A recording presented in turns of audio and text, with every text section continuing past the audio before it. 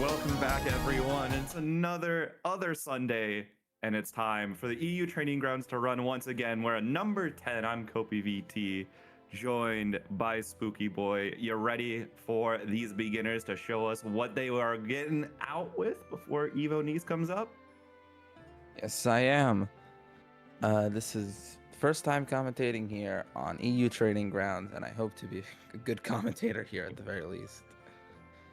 Right. We got plenty of people. We got cannot wait to 24 who've entered today. A couple 24. usual faces, like we've got Eldarier, we have Shroom Edition, Hipka as well. We've got a ton of people that I'm excited to see, and we got a Zeta who's going to be popping up first on our screen. Zeta. Look at that. That's new. Don't usually see many Zetas, especially in these parts. Yeah.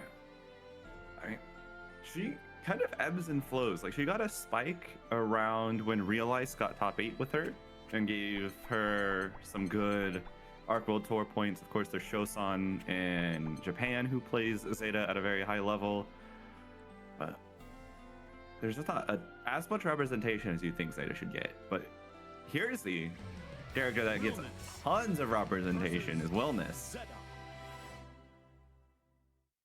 Wait, One of the no, it's few- the spectator bug. I keep on forgetting there's a spectator bug for some people, which is like the lowest rank, and it's like 0 crystals.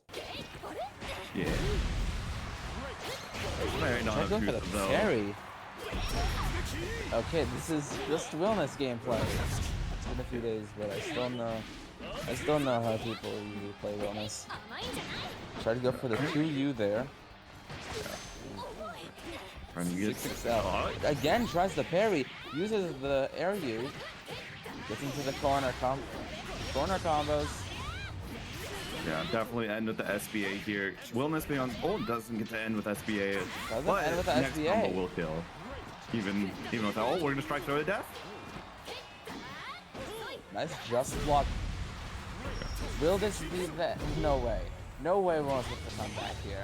I'm not gonna commentate it. Oh, there it is. Yep. Not on the back dash. There's a great way Zeta can enforce it just by using ultimate independent wonders. Since it has the hitbox on the strike portion happens immediately, it's low, so Wellness can't dash and light through it, ends on 10 frames.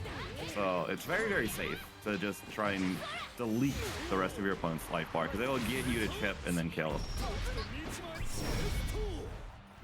Nice job by Herezy though. Still doing some of their best. And there's the projectiles again. Yep, that's... If anyone here comes from the Strive community, that is just Venom. Zeta is no. Venom is the Zeta of Strive, or the other way around, whatever you want to call it. Using the projectiles to try and chip because yeah, gets thrown. Command grab. No, that's just command grab. That's Yeah, the guy. so Wellness doesn't have a command grab. Oh, it is 2H. The hitbox on that thing. What was that? Yeah, so Wellness's 2H is a little weird for a 2H in this game. It doesn't reach as far up forward diagonally as a lot of other 2Hs does, but his entire upper body is in a hitbox, so it can easily hit behind him. Pretty useful. Yeah.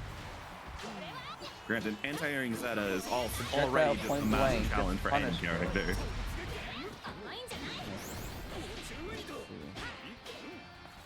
Trying to chip out again using the projectiles.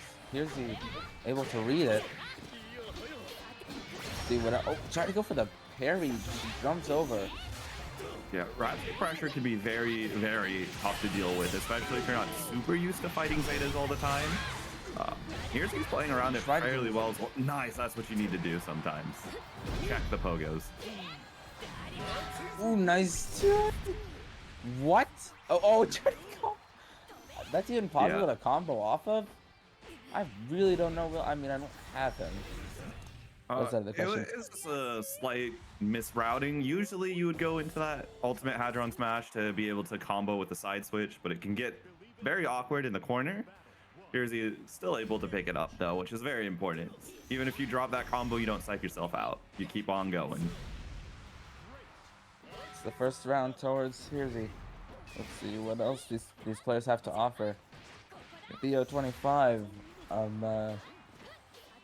called getting some nice side swaps. They're using the parry a lot. Yeah. A lot more than I thought they could.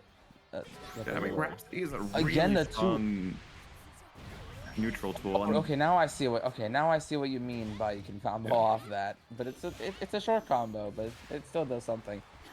yeah, But but it's also yeah, wellness. that was a all, miss, of but all of his head confirms are going to deal tons of damage. Like, you don't necessarily need full combos with Willness. You can just keep routing into your knockdowns and then keep everything going from there. And they'll die pretty quickly, a lot more quickly than most characters usually would route into their early knockdowns. oh, nice dodge. What is this? And the super to end the game, or the round. As here as he gets to the third round, gets the fourth round total. It's still up to. I like for Bio is starting to get wise to the fact that he's just sending 2H a lot of these times on these air approaches. Maybe like either going for that ultimate Spear of Arves, which is really, really quick, or maybe starting that air stall a little earlier. And Bio could definitely find some good advantage. Oh, got the overhead. We gotta be quick. Yep, to there's the react in order to 2H get the again. combo. Using the pogo stick. Again and again and again. Yeah. The aerials, the overheads do not stop. Not in this town. There you go. And Goes with for the SBA the this time. SBA. For SBA. Throw attack. Yeah, Easy. that's a great mix there. Gets Zeta crossed is one of up those for characters that can stop Set in the corner. DPs. Projectile is doing some good. And the down, it's called the 2-2. That's a 2-2M, I think. Or like 3-3M, I think. I'm not sure what that was exactly. Like you get the idea. That got him around. Oh, 5U. back throw. I think that was just a little bit late on the Spear of the Rhapsody input, which is unfortunate, but you gotta Again, the 2H two. once again. Oh, misses the overhead. I think that's an overhead at least. Throw attack. The biggest thing there for sometimes, even if you get that 2H counter hit, if you're in this very tight situation where your opponent is at low health, send the Raging Strike, Raging Chain. Oh If no! your opponent's This at is the 30% or kill. less, This is the it kill. kills. Right Or- here, they are not dropping this. I can guarantee it. Yeah, but unfortunately, No. Willness is 17 Oh my HP. Literally. You heard what the call was, right? Said impossible. Like, yeah, that was insanely crazy. Lariat on in. What a wake up challenge at the far L and another 2H. Back throw incident.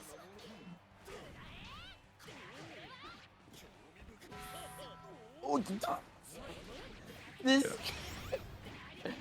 He is the Sin of Grand Blue. Sin like the character, not Sin like that kind of Sin.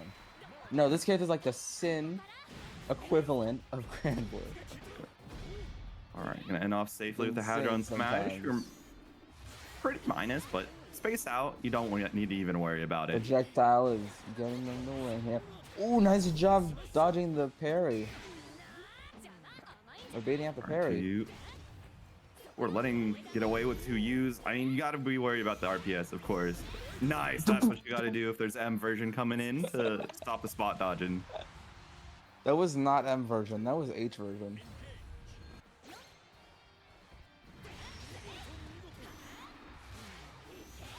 Send the projectiles.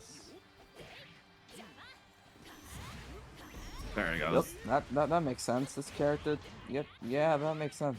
Makes a lot of sense.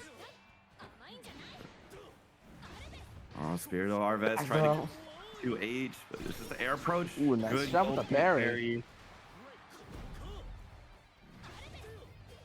They're trying to use that 2M to get that? Can't even tell. Oh, Infinite Wonders just trying to spam it out. I would like to see Hersey start rolling as well. It's pretty good about Back throw. implementing these lariats and dashing L's in order to get through. But sometimes just need to take the Auto roll like throw. every other character and get your space.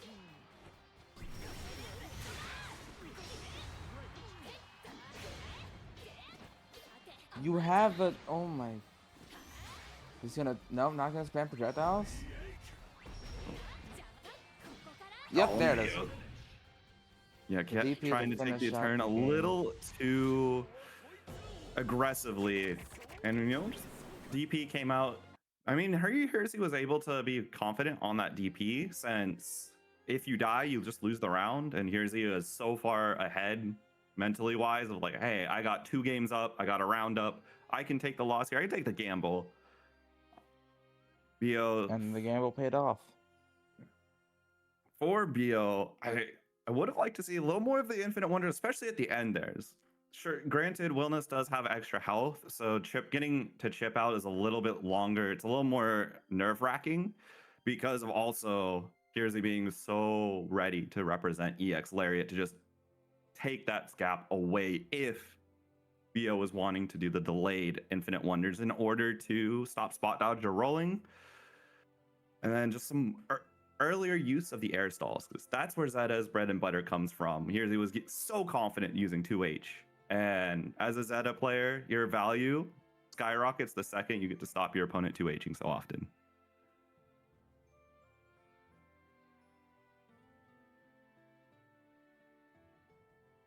And another big thing as well, with that Spear of Arves, the reason you'll see a lot of Zetas use Spear of Arves forward and back is for players like Hersey was doing, where people will try and challenge that RPS, because if you do multiple Spear of Arveses into your opponent, you're getting punished. And sometimes if you delay that follow-up, you can get punished in between there. And if you're able to just get back, oftentimes Zeta will recover in time to get a whiff punish, or you can just restart offense. Usually you Infinite Wonders can be very consistent at getting that free punish, and hey, you Infinite Wonders is one of Zeta's best special moves for a very, very good reason.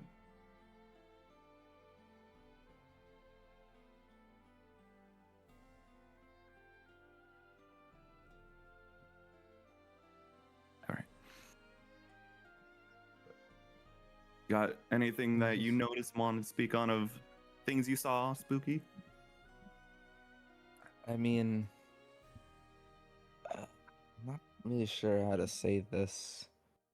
When it comes to Grand Blue, I'm really only good at like analyzing like Catalina or like Siegfried, which I'm pretty sure we have a few players here that play those characters, but like it takes a bit of a moment for me to fully click, just say. But other than that, I noticed that well, at least I learned, Wilness has a lot of like good things going for him. Just as his DLC character, it feels so just like crazy sometimes. Yeah, Willness' pressure is perhaps one of the best in the game at being very aggressive.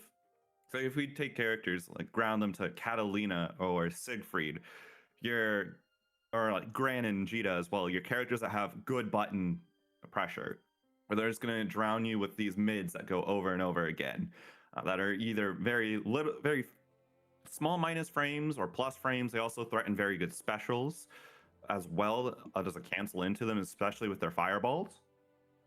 Willness, on the other hand, not only does he have decent access to plus frames with his close L being really good, but also 66H, 5U, and his low special all having very similar startup animations.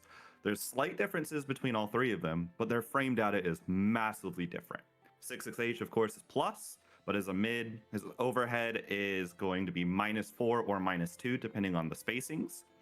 And then his low is also minus, but it can snipe you from so far away. And those just, it's rare to have a character in Rising have a bunch of inherent high-low mixes. Vanilla had that with Universal Overhead, but with Wilderness, he can combo off of all three of those states, so it makes it a little tough to deal with his pressure sometimes.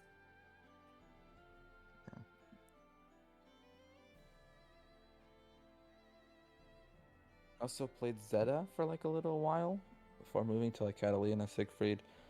Out of what I learned, they were playing way beyond my skill level on like that part. They were really, really good with Zeta. They were getting a lot of good it's called cancels. I know starting the combos they were using up or like up direction and then up and then down in order to like cancel the last part and then go into another combo. And yeah, that mostly helped them get a lot of damage through. Although it was kind of sad to see that they were at that the Wilderness was at 1 health and then that was the end of the game. Yeah, the one thing about Zeta too with her combo routing, especially with Spear of Arves, that sometimes doesn't get communicated to players learning Zeta or trying to get better. With her optimal confirms, requires the guard button on the way down. So that way it reduces that landing recovery by 1 frame. And then that makes the specific links possible. The exact combo routings notations is escaping me right now. I'm sure BO knows what I'm referencing. This is very specific route that Zeta does that's very, very strong. It used to set up into her fuzzy high lows, which got taken away, and at least that specific fuzzy got taken away. But it is something that make sure to always repeat to players learning Zeta, because if you haven't heard it before, it can actually just make so many of her combos click. Of just using guard button on the way down to give yourself 1 extra frame. Isn't that like a little advanced, even like as a technique to use that in the middle of a combo? Not. It is. It is. But it is one of. I think it's like one of now closer to one of her BNBs. Oh really? Okay, like, I actually like don't know. Second stage BNB. Like it's not the one you learn first, but it's that combos like once you've gotten down your basic, here's how you make it better. Okay, yeah.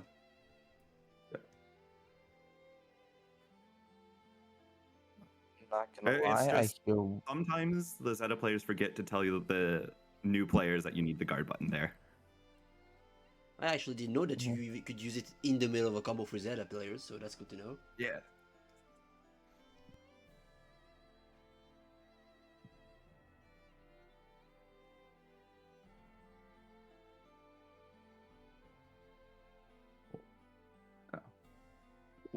So this is our okay, so our second set. This is I can't.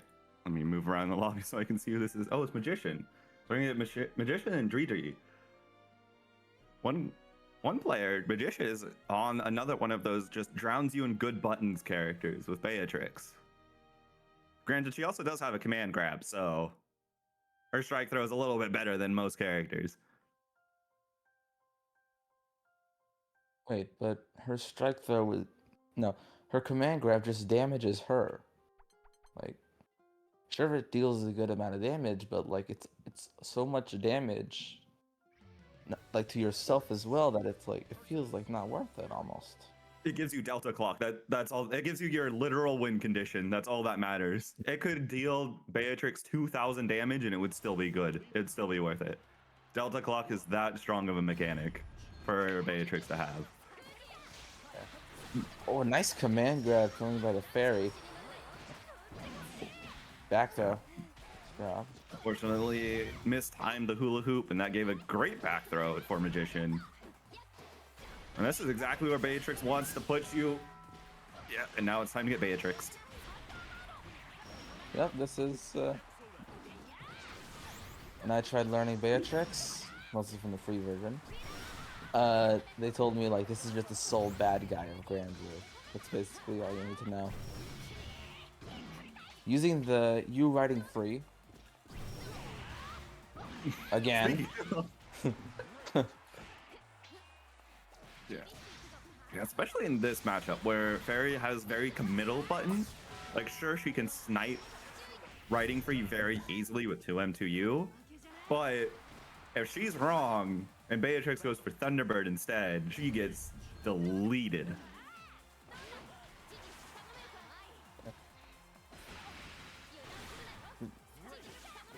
All right.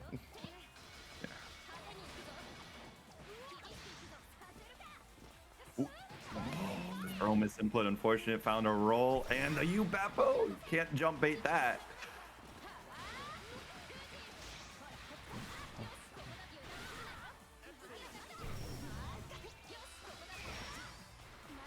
Like the spot dodge for the U riding free. Definitely needed it there. Unfortunately, couldn't block to get a punish. But hey, we take not having to block Beatrix. Nice job with the UDP, and then gets the setup and ends the round. God. Oh. Grand Blue? Grand Blue, please? Dota is it a Grand Blue Earth moment? No, Okay. yes, it was for a minute. It was a bit. I like both of them going into the air there. Generally, characters can't box around Fairy's normals round start anymore. So going into the air is a fairly safe option. I mean, especially if you don't forward jump into Fairy. She doesn't really get to air unblockable you and without meter. You were saying as long as you like don't jump forward, and then the magician just jumped forward. Yeah, and Fairy also had meter too, so ultimate Beppo, really great reaction. Again, goes for this jump bait. And again, nice spot dodge there by was it Dredri? Okay. Dredri has just been very solid at reacting to Magician, and I think that situation has also played out exactly twice in a row now, where Magician went for the jump bait on Oki, got U-Beppo'd, and then immediately went into riding free, which got spot dodged. Look at that. What's it called? Able to bait out the UDP that time. Strike throw. Yep. Try and guess. Tries to be delayed, and respecting that UDP that Dredri is so willing to show. Oh, there goes the riding free. Yeah. You were right about Fairy dying if the thing happens. Nice UDP by sorry, nice UDP by Fairy. Look at the throw again. Yeah. Thankfully for True Magician was able. And that's the round. That's the game again. Yeah. Wow. That's a pain moment right there. Is hit confirming single hit non-counter hits, especially. Those are very difficult, even if it's off far H, which is traditionally a really good button. Beatrix's far H is in one of those fishing pole categories where you've got a big window to confirm, but when it's tense, just sometimes you want to make sure that you're changing from I'm going to do my normal combo route if this H button hits into using Raging Strike instead, and that makes it so much quicker for you to be able to react to single hit confirms. By seeing the swap to Cagliostro, I don't play either of these characters all that much. What do you know about the matchup? So this is incredibly annoying on both ends, because Cagliostro traditionally likes to set up traps in neutral and then use her spear in order to stop the opponent from trying to run forward like this.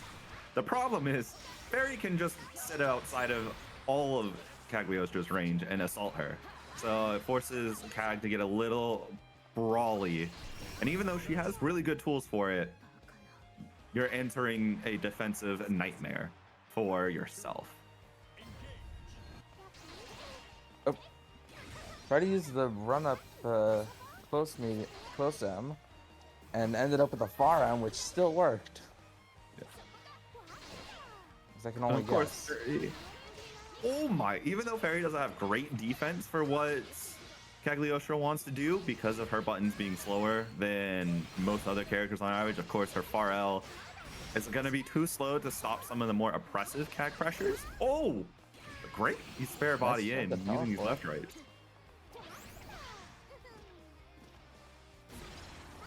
Farrell doing some good zoning.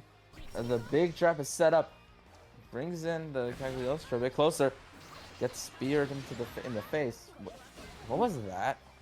That was most likely a U special that got side switched into just 5U instead. Funnily enough. Oh wait, that's 5U. Oh, okay. Yeah. I was confused on what the move itself was, not what it was supposed to be. Oh, the teleport into Kara Super! Ah. Yeah. That's a very solid read there from True Magician, knowing that every time that Dredri has been teleported on, there was a reaction. And sometimes you just need that reversal to say, you know what? Stop reacting. It seems that the Dredri is not taking that. It's saying, no, I will keep reacting. Yeah. Command grab again. That's one of the strengths of Fairy right there. Is we saw Dredri not time the meaty exactly right, didn't get the perfect timing for that overhead, and then GG was like, all right, don't have to worry about a thing. I'll stop Magician trying to punish you for that meaty attempt. That was a great pickup, and right now True Magician is in a very rough spot. Finds another Beppo. Even though there's no meter, and finds the final hit necessary.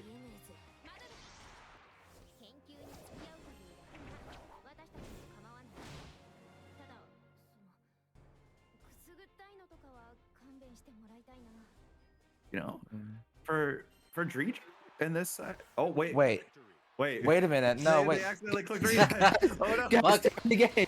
End the game. End the game quick. End the game quick.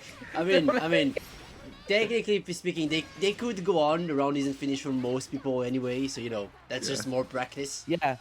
But it's 3-0 I guess anyway. more practice, yeah. It is 3-0. Just someone put in the score quick as 3-0 I'll do it. before they accidentally mess it up and forget. But these players just want to play so much that they're just gonna take over the bracket with the first death. Let's go. Yeah. Oh, wow, nice job with the command grabs. Ooh, and gets the full confirm too. Oh, the U command grab. What a shot from downtown. Using the nice job waiting there. What do we got? Double wheel. Spot dodge Ars Magna, you can't spot dodge. Wait, big super. Big super. That is the round for Dredri there. Yeah. Rare SSBA usage from Fairy, and we get to see it kill. That's the thing. If Fairy uses the SSBA, it kind of has to kill, because otherwise you're just kind of stuck without meter, which is not good for Fairy. As you can see, nice spot dodge. Command, you have to get them closer. And we're using the Raging. Oh my gosh, Dredri! You're so good with it. Using Raging Strike, Raging Chain for the hard knockdown. Oh, I love this. I love this gameplay so much right now.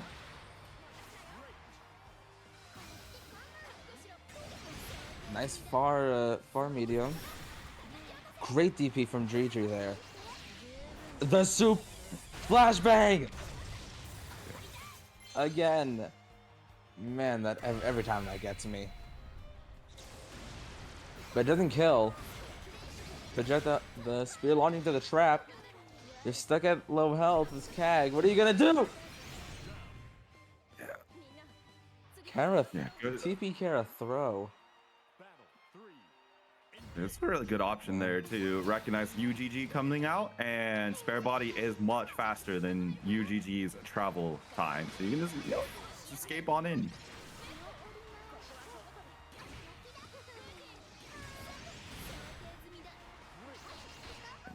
Nice far. Nice Pharrell. Yeah, that is one thing that Fairy's Pharrell excels at doing, is being a very unique punish to so many options from different characters, since it does go faster and farther than a lot of people think.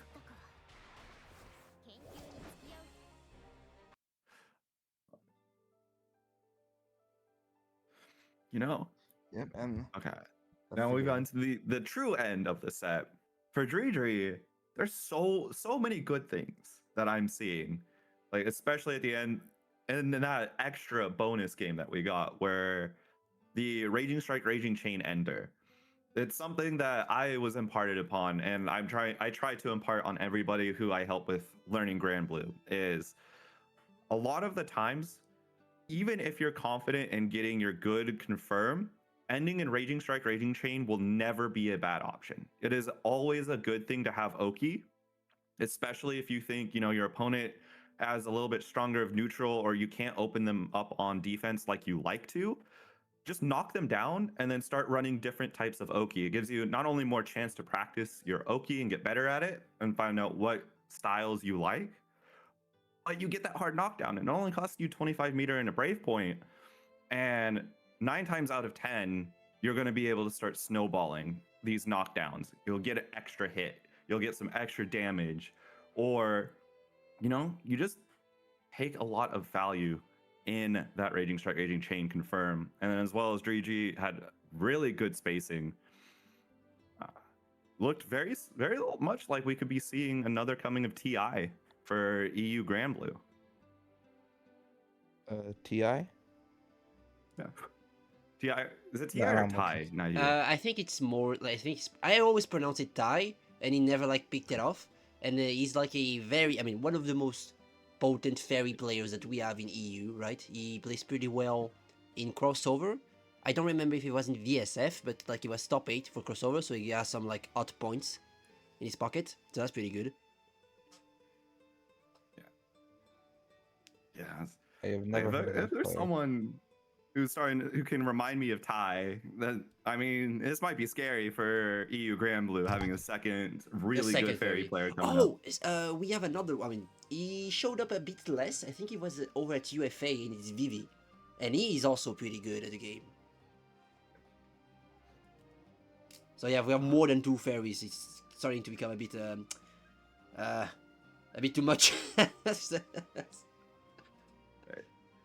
It could always be worse. Just think, would you rather have a 3rd fairy or a 5 millionth Loane? True, so true. Yeah. And then for True Magician side, I don't know if True Magician likes both Kag and Beatrix equally, or if there's a preference. I assume there would be a preference towards Beatrix, just because that's what True Magician started off and played 2 games with. One of the bigger things that could really boost that Beatrix up quickly is start using a lot more close L, close H, and then of course you can implement using command throw or regular throw or Thunderbird, all in between any amounts of that second close L or second close H, or really just try different options there for pressure. That is incredibly terrifying for Beatrix. Close H counter hit from her is never a good time if you're the defending player. She can get so much corner carry off of it. The combos from counter hit close H are pretty freeform as well. You can go either into Riding Free to start it off. You can sometimes even do Thunderbird depending on spacings. Star Chaser even. And against Fairy in particular, Star Chaser is really good because it has both a strike and a projectile. So if she tries to whip, you can actually crush her whip and get a counter hit that way, or the fireball can do its job for you. And then sometimes also just be more confident in your own defense. Not everything needs to have a response. Even if it is punishable, sometimes it is just fine to let your opponent skate on by and wait for a better opportunity. It's one of those concepts of delay the small gratification for a larger gratification later, if that makes sense.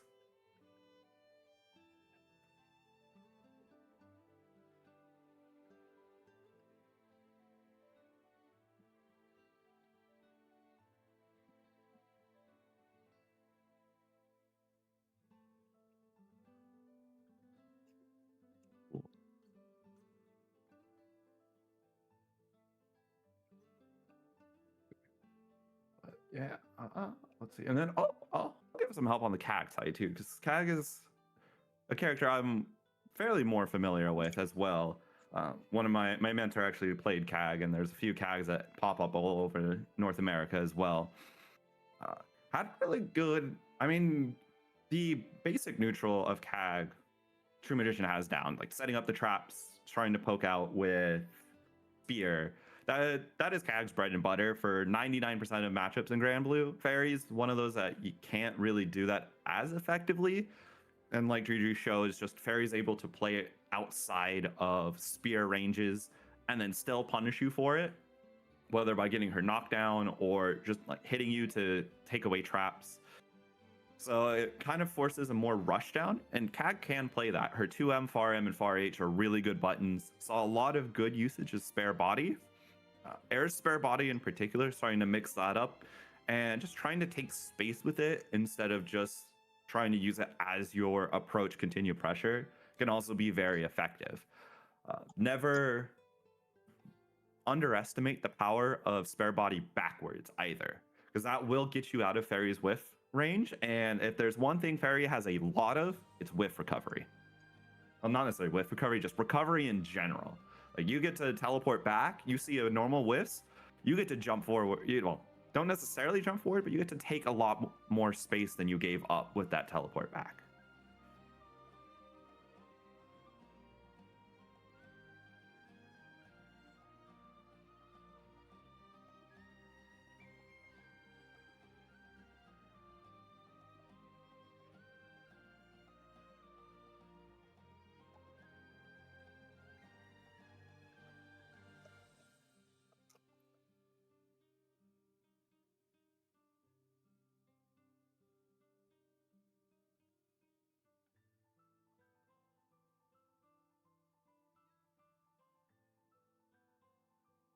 All right. But let's see. It's not. We're getting close to the end of our second round. Waiting on just one more set, and we'll be getting round 3 started. Of course, there are challenges being. There are 5 rounds before of the Swiss, and then there'll be a top 6 at the end of it, taking the 6th best place in the or best results from the Swiss portion.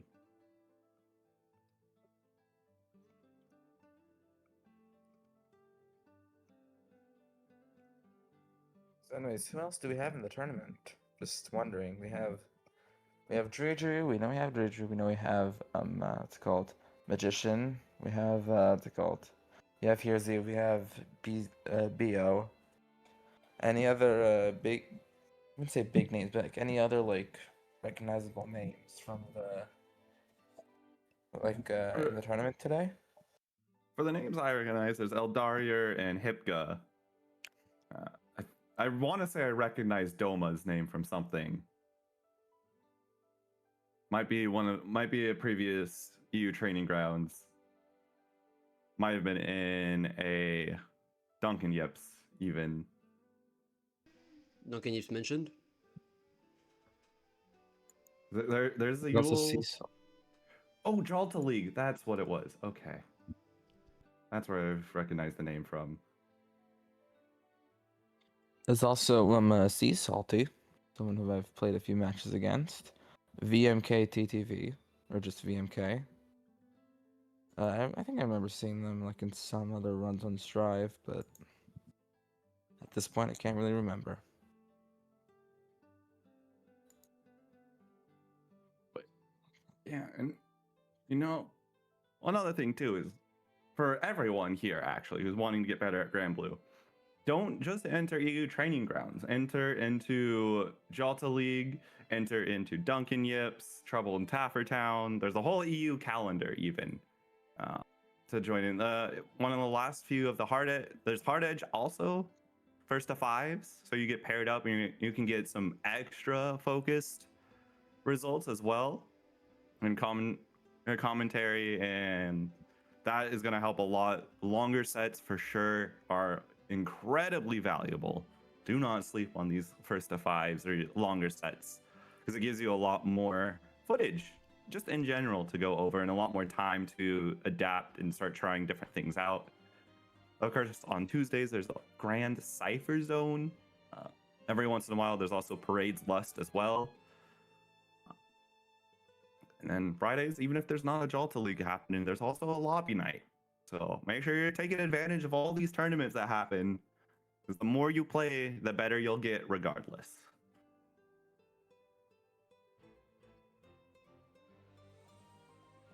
Don't listen to Scoof. Don't don't necessarily listen. You can get good with you can be good at Granblue at any character. What are you guys talking about? Scoof tell me is there's some saying want to be good at shenanigans in Granblue, play with chat. Diva. Huh? There's more characters in this game that have command grabs than just Lediva. Granted, Lediva's LSPD is the best command grab in this game right now. But it's not going to automatically win you games. Unless you really want to press that big command grab button to give you dopamine instantly. I mean, yeah. Lediva does have big old buttons that give you dopamine. That is a fair statement. Scoof's entire philosophy is just to press that button as much as he can and get away with it. Big command grab button, good button, see? He's a simple man. Give him a command grab and he's using it. This is like the meme of you give somebody who's played without played characters without DPs all their life, you give them a Granblue character that has a DP, and then you can't trust them on defense ever.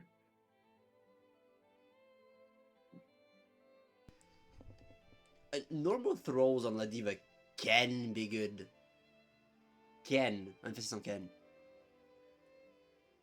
It's like one of How the you like... play it. The what? It just depends on how you play your cards with it. Yeah, because like it's like the only throw in the game that doesn't like give you a like a hard knockdown, right? It just like resets everything into like a what +2, +3 situation for you, maybe. I think it's around +2, +3. It might be +4. Let me check. I never knew like the frame advantage that you get after throw, but it's weird that you don't get it like a hard knockdown, and like the first time you get hit by it, like a throw with like animation like hitting you, like all right, then I can like just wait for my next turn to like mash, jump, whatever, right? And then that you just stand back up and you get command grab instantly afterwards. You're like, how does that happen? It's so weird when that happens. Yeah, And it's kind of +3. interesting too. +3, yeah, okay. +3 restand.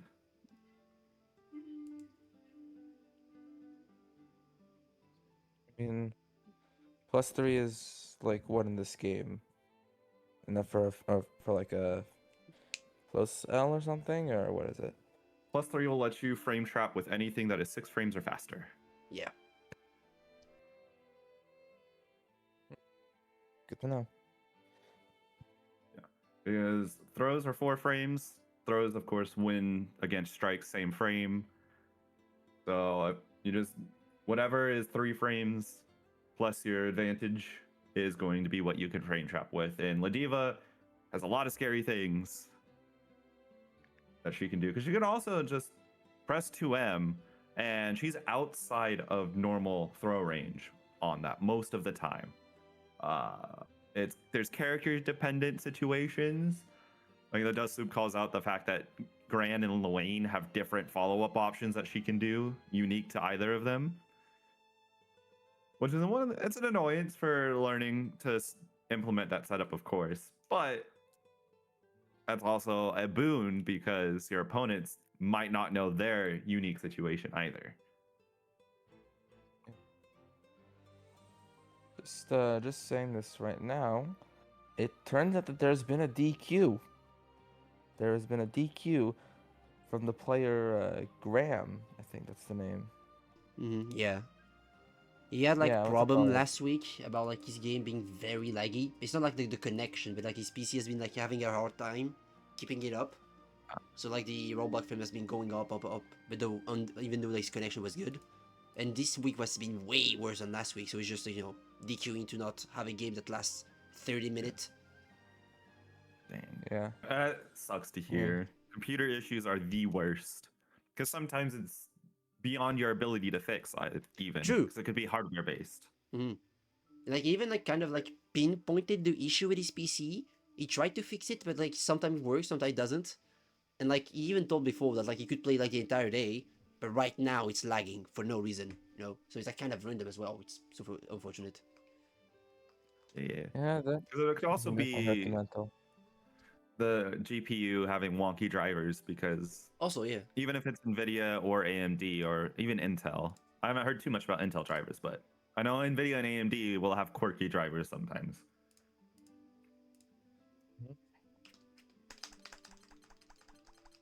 Well, we have a Beatrix versus a Sandalphon here. Fun fact, a friend of mine actually plays Sandalphon. This is going to be a very, very interesting matchup. I'll tell you that much. It's the Shoto mirror. Just one Shoto that has very good longer ranged options, and then one Shoto that wants to be in your face and kill you. Oh my god! No! Why'd you go for it? Why'd you go for it? Okay, gets the DP off. You could have traded! Oh my... Nice using the Judgment Cut gets the JH, and 6XL gets a 2L withstanding. Was most likely not expecting for Wrath to not get that confirm after 6XL. Nice job by Super getting out of the corner. Run up throw. Guard crush. Got caught. Doesn't expect it. No, they ran out. They ran out. Yeah. They ran out of crystals. They couldn't do anything.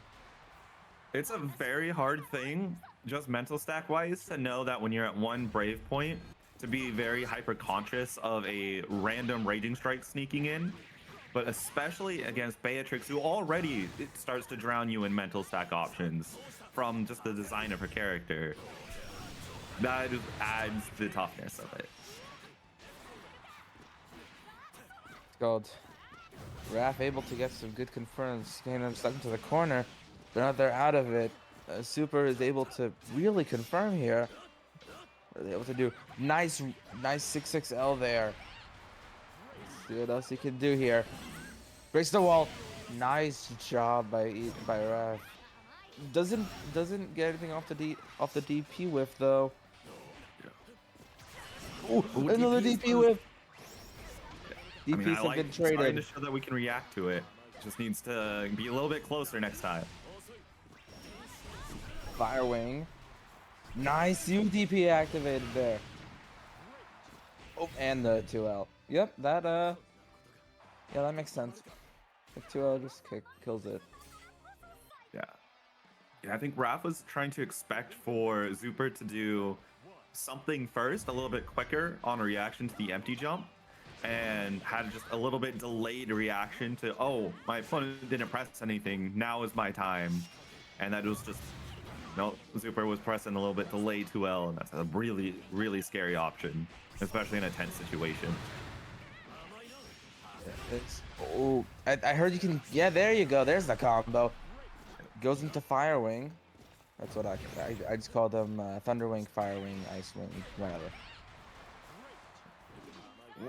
Crossover good, not trying to challenge, especially if your opponent's putting themselves back into the corner. Don't need to do a risky close M, close H, or very much most characters 2H can't even hit those, and potentially get yourself punished by it. Able to get something off. Oh, nice beta the DP. No, will there be the comeback? Here, nope, no, there will not be the far H able to end the round. I believe far H. I can't talk. All right. Tries to go with the lunge afterwards on the stance, but unfortunately for Raph, Zuper was already pressing, and once again this crossover putting Zuper into the corner. It's DP again. Taking that 6XL punish, getting the confirm, or going coast to coast. Coast to coast, indeed. What else do we have here? Again, oh no, they missed the timing. Yeah. That or they just did the wrong move. Oh, It's the what a right DP confirm. It's by just depending on Super. your distance to the corner, whether or not you get actual corner bounce or you get your mid-screen wall bounce. It changes the timing quite significantly for Sandalphon. And sometimes you just misjudge the spacing, or you just just naturally mistime it. It's all no big deal. And Raph just showing us how not of a big deal it is by taking the round and then the game as well. Nice job riding free. That is, I think, no, it's not normally safe. I don't think. Only the EX version is guaranteed unsafe on block, and the ultimate version, of course. EX, you mean H version? Yes. Okay. EX is from like Melty Blood or Unis, That's from Street Fighter. I guess also. I don't play Street Fighter. Anyways, though it's Got called crossed up. that 2-1. That's a 2. Maybe try to go for the DP there. Ended up going for a 2-1 for you, and then gets killed off the edge there. See, nice job. Throw attacks over and over again. Not going for many actual strike throw. Just going for the throw. 6XL, but it's late on the press. Far Age doing what Far Age do. This does the spacing again. Went for the wrong thing. Nice side swap. They're stuck now. Super stuck in the corner. Will they be able to get out, or maybe side swap? They don't need to. They just need to get out of the corner. Nice 2Ls. Wait, Oh, what B's here? DP. Oh my! That was safe. Yeah. What? Yeah, the SBA plus DP, they generally have around the same amounts of recovery and total duration, unless you're one of the very long supers in this game.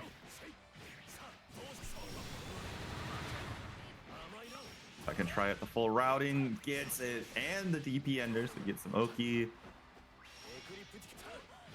That is the comeback. That's what we call in the fighting game community gapping. That's all I'll Raph say. is starting to get a lot more confident in this matchup, and it's working out wonders. Being like more ready to press quicker, being more actually just going into the confirm with zero hesitations, early cancels. Going for the 2M there. See, nice catch with the riding free again. Great DP from Raph there. Using the dash back as an option. Nice job. 214. What is that? 2-1. That's a 214U, if I remember. Oh, gets the air to air. And this is dead. No, it's not. Oh no way. Oh Just needed no. raging strike to kill, and the DP not this- shipping out. You can hear the music in the background. Oh, Spot that. Wait, will they dodge this? No, they won't. It's a bit too you early. can't spot dodge through Paradise Lost. Unfortunately, you have to roll through Sandalphon to do it. Oh man, that'd be so funny if you could. So be it. Score is 2-1, right? Yep, 2-1 in Raph's favor. Definitely looking so much better. Like this confidence that Raph is starting getting is wonderful. And just look at this, actually so much more confident with pressing and being more aggressive and neutral, and it's actually paying out massive dividends. Wait a minute. I think. Hold on. Wing change. I think it has like a hit to it, doesn't it? Like a hitbox. It has a hitbox, right? I don't think 5U shouldn't have a hitbox. I feel like it does, because I feel like you can like use the swap as like a little bit of extra damage. What will happen? We'll try using the projectile on the outside. Yeah, no, 5U does not have a hitbox. Okay, so I guess I was just wrong. I don't know Sandalphon that much, but I feel like I felt like one of my friends would do this. Like they would delay like the wing swap just so that way you can, you know, use it as like its own hitbox, bounce them off the wall, and then just continue with your Oki. It can be a good frame kill. It's 45 total frame duration, so there's plenty of applications for frame killing, you know, in combos or for Oki.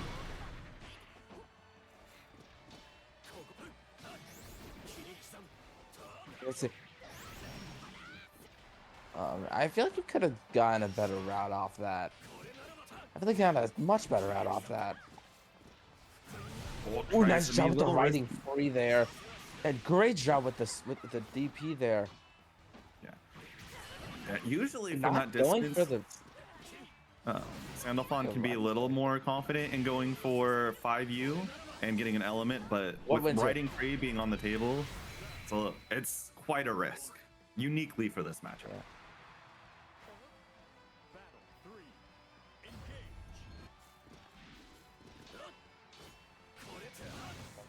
We're in the.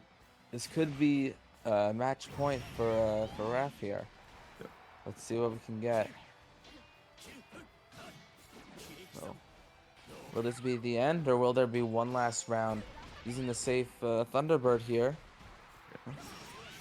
Yeah, Super hasn't been making the most of frame trapping out of EX Thunderbird, so Raph there pressing really good reaction to that tendency. Another time, getting this confirmed, getting Super close to the corner here. This could, oh, but the switch on the sides.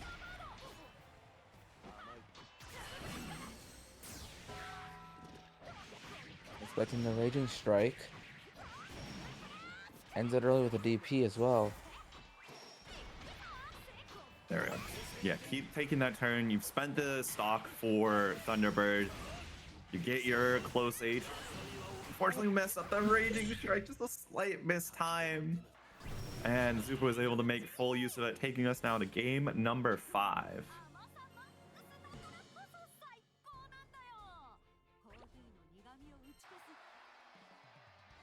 Believe in victory. Battle 1. Engage. The double Ouija. Round start riding free. Good job by Super there. The DP by Raph. Oh, the 6XL out of the corner. Got a crouching counter hit too, so extra plus frames for that conversion. And Raph once again now in the back.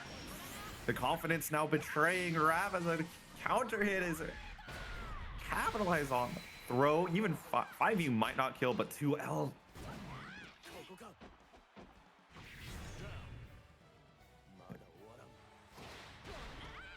It went Yeah, from from that position. 2-1. Sorry, you can talk now. From that position, that is just rough.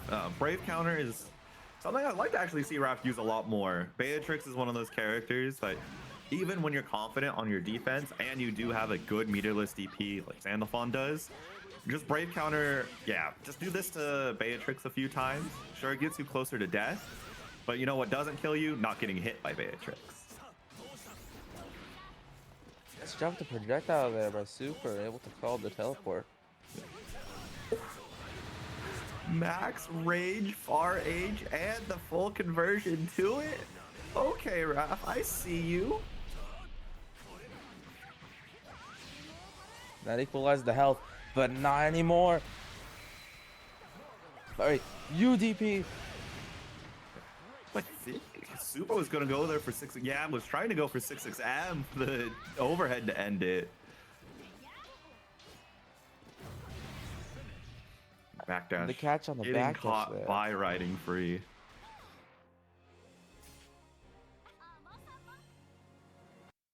The best, it's called the best backdash catcher in the game is riding free, hands down.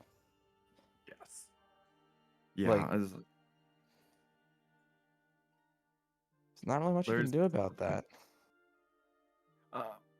Usually against Beatrix, she's not one of the characters you want to be backdashing against, because of course character has a good backdash check. Most characters, it's going to be their 6XL, is what you're going to use to check backdashers. At least in the mid screen. In corner, there's a lot of other buttons that have a lot more active frames that are better. But like you mentioned, there's no move has at all the ability like riding free to catch a backdash, since you are not invuln of any kind except for throw when you're doing a backdash. You see that little pop back or riding free comes out, you're getting confirmed. And then since it is airborne for most characters in their air backdashes, especially for Sandalphon, if you're close enough to the corner, there could be a conversion out of it.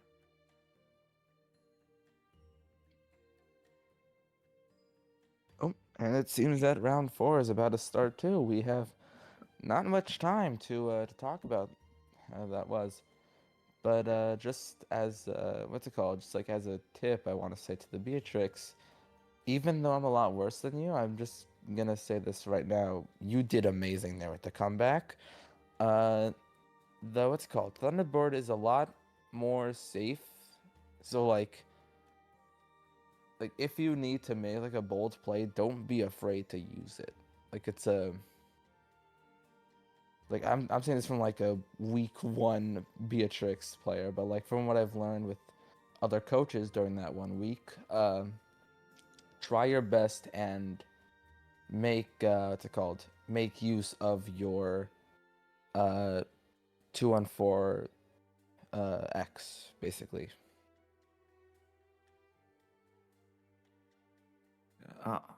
And then also Star Chaser. I know I talked this a little bit in the previous round, True Magician, but Star Chaser is an incredibly terrifying threat from Beatrix and neutral, especially combined since already Super has really good usage of riding free already and a solid usage of Thunderbird being represented. Star Chaser is the glue that meshes both of those together, because both riding free and Thunderbird have a certain amount of risk associated with both those moves. Thunderbird getting anti-aired, and then of course low poke's gonna just naturally counter poke riding free, but Star Chaser can't be counter poked. It's age attack level at lowest and can actually be attack level 4 or clash level 4, so it will crush a lot of other moves. And then just being a plus frame generator that doesn't take away one of your main combo tools or your confirmed tools is incredibly valuable. For Raph's side, I think introducing more Brave Counter would be very quickly and very easily a way to boost that gameplay to another level, because the confirms, once Raph started getting confident, we're just flowing naturally. Those were fine. Like, those are the two main things I think for Raph, is introduce Brave Counter a little bit more and then just start off confident. Having that ramp up, reducing a game loss to just ramping up your confidence in a set can really take you much, much farther than you think. Here we go. We've got round number 4, Rogerius and VMK, Vera Narmaya. Luckily, I'm learning one of the characters and just know in general how to play the other. Though the former being Vera. Old Brave Counter a little bit delayed, so got Raging Strike instead. VMK just getting these small hits here and there, but they do in fact add up, so you can't discount the power of just getting hits here and there. Those are some dodging shenanigans. I'm just gonna say that right now. Ooh, nice clash. But Rogerius getting the better of it. VMK trying to run up throw. Ah, nice job by Rogerius though. And gets 2H'd. Yeah. Meanwhile, the Vera's best song 2H, in the game. you can definitely take advantage of it, especially as Narmaya, but that close to the corner, you can't really make use of the dead zones. You're almost always just going to be right in front or right above Vera anyway.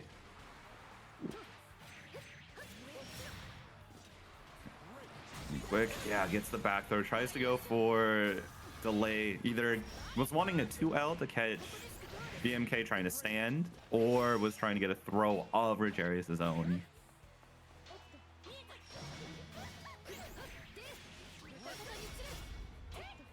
happened to the command throw? Why does Avira not use command throw? Like, come on. And Oh, there's and that's Faith the round. with it. Yeah. Didn't need the command throw.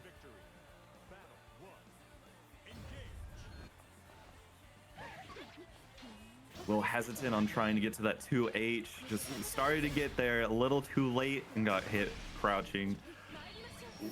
Meaty will get DP'd and VMK is keeping to run it through. I'd like to see VMK start punishing these EX Kyokas, the slashes, with 2M. It's -8, and Vera's 2M is long enough in order to get a punish there. You do really need to get Raging Strike to get more than just a hit confirmed with Darkane or Scarlet Oath. But even still, that's free damage. Nice catch. Will this be the... This is the confirm. And I think that's... Is that 2? No. No, that's, I think that's 5H. Yeah, Close H is definitely Vera's best anti-air tool in this matchup. It's the one that's most consistent at stopping Narmaya's flip from working, as well as it just naturally works pretty well against ultimate flip as well.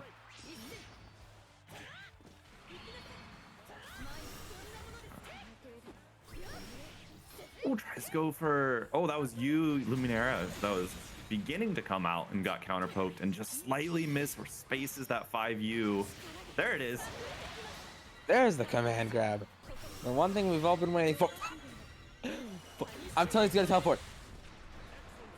Wait, Yeah. that was Sour Spot. Oh no. No, so what goes on with Ultimate Transient, how it works, is if there's any form of armor or invulnerability, it will not cross up. It'll just stop right in front of the opponent's face. And SBA meets the former. Was that not SSBA? Uh, Or either way, the Triple Beam if is it- SSBA, I think. But yeah, I understand your point. Yeah, it's a little bit of a more advanced technique to counter Narmaya with, but if she's in her Genji stance, which is her Sheath one, if you ever see the sky turning blue from her ultimate skills, just spot dodge. It works consistently against Kagura stance as well. The only thing is you're not necessarily going to get a punish on ultimate flip if you spot dodge it. On ultimate Kyoka Suigetsu, you do get a punish, and of course ultimate reversals with DP and parry, you do get to punish if you spot dodge. But Narmaya's only way to counter a spot dodge with a special is going to be either with awkward times of flip or with the H version of her slashes. Every other special move will be spot dodgeable. And of course, delayed in the M, Zetsuna she can outtime the recovery of spot dodge, but that's also very difficult to get consistent. Oh! It's counter with the J, yeah, the JM. Run up throw. Using the you cross up on the moon flip again. Another. Yeah. Was able to catch VMK running forward, and in that case, grounded flip will cross up if your opponent is moving forward or has forward momentum in general.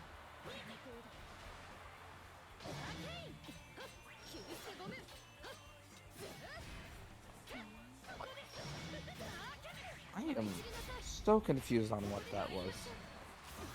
Yeah.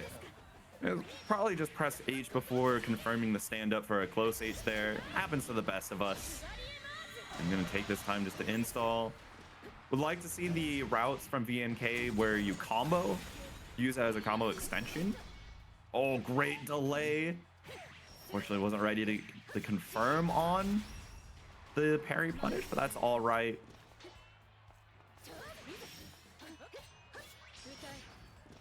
What do you have for us, Rogerius?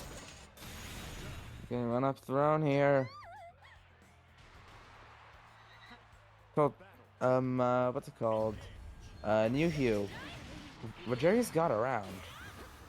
I don't think he knows, but Rodriguez got around. Good DP, you know, stopping that. The clash. No one's ready for that. No one is.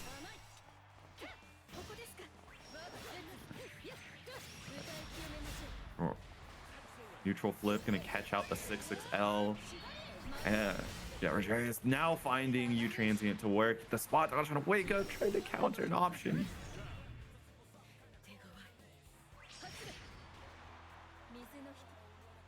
And Strap by Rodriguez getting the round.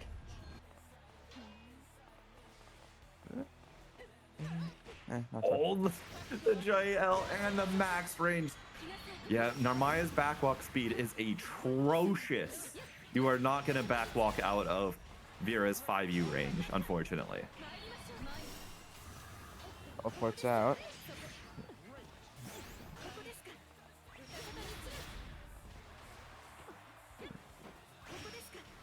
Tries to flip, but finds it to you. And yeah, Grace View in install, what 5U becomes, is such a undervalued move to a lot of newer Vera players.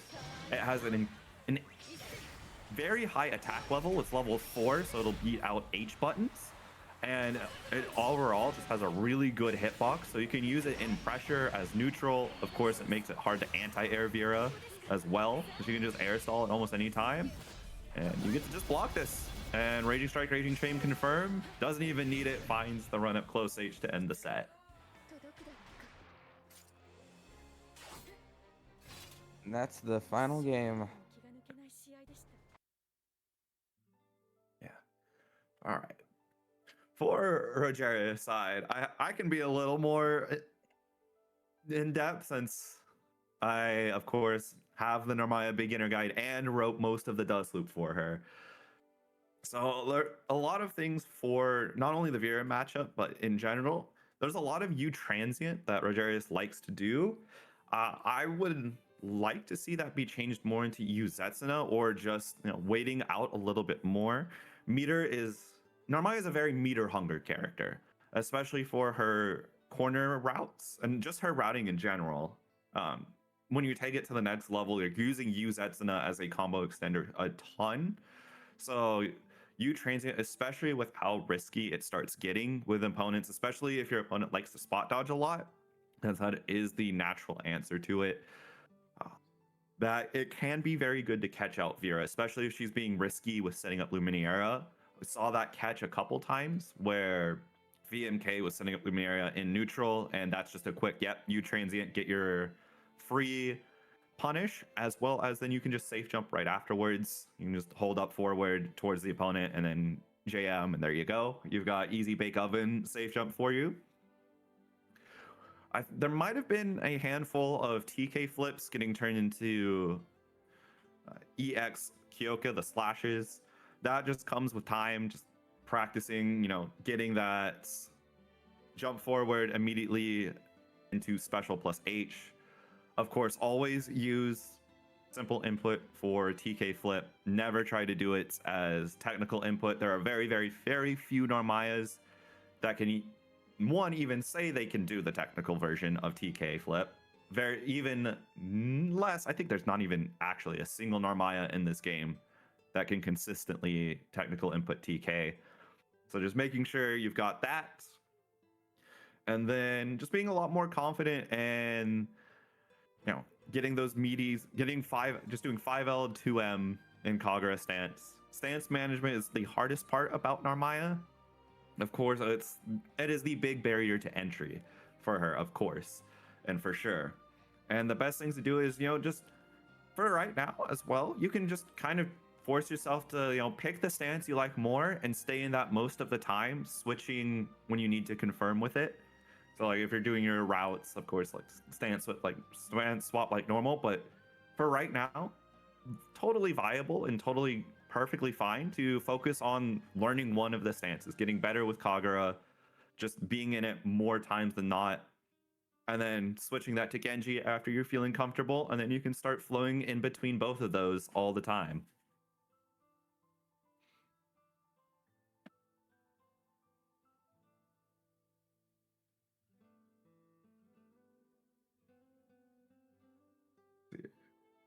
For VMK, a lot of good Vera fundamentals showing out.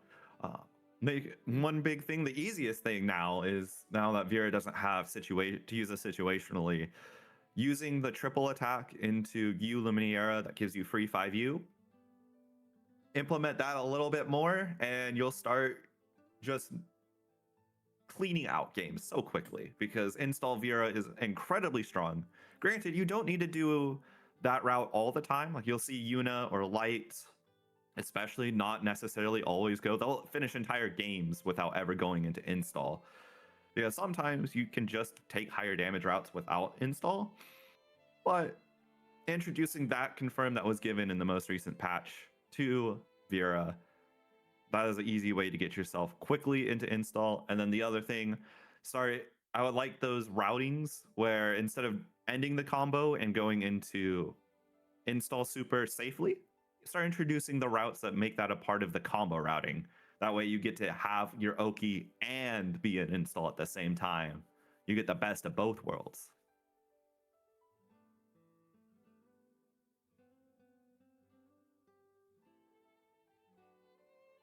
Anything from your side, Spooky? Not really, other than maybe the Narmaya. I want to say you weren't really overwhelmed by the Vera pressure, which it's a lot. It's something for me to learn because when it comes to Vera, it's really annoying sometimes.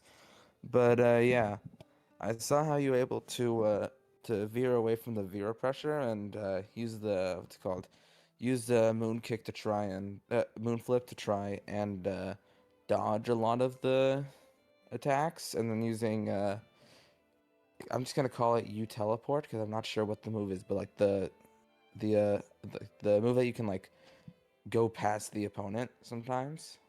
Not sure what move that is supposed to be. Transient. Yeah, transient. You used it a lot to try and like dodge a lot of the moves and like do a few knowledge checks here and there, but yeah. I have something to learn from you guys. And then to the Vera, I think I've played you before. I'm not even sure. But yeah, you were really, really good. You had a really, really good what's it called? You were able to get a lot of 2Hs, a lot of 5Hs, a lot of really, really good confirms. Like, just great job overall.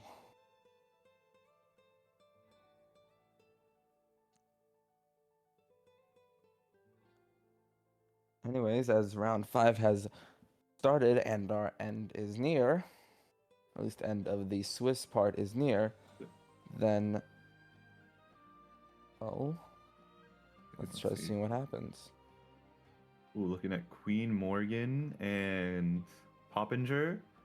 Well, they're fighting out to determine potentially who gets first place into the top 6 portion. They're both 4-0 right now. Those two have been running everybody's pockets today. But sadly, there can only be one true 5-0. Yeah. But hey, at least that means there's a guaranteed 5-0 since they're both fighting each other. Yeah, that's true. And then in what's it called? In the 3rd seed until the 5th seed, we have Dridri, Eldarir, and Rodas, also known as Didarin, all playing right now, trying to get either 3rd seed.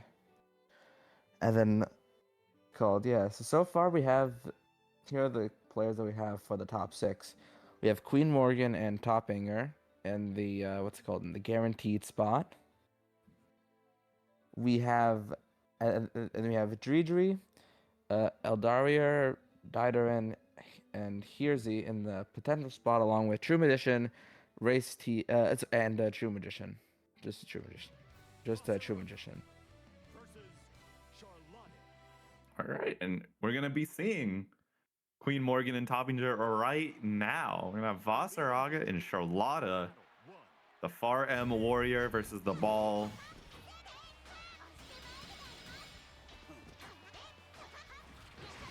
Ooh, that's a throw?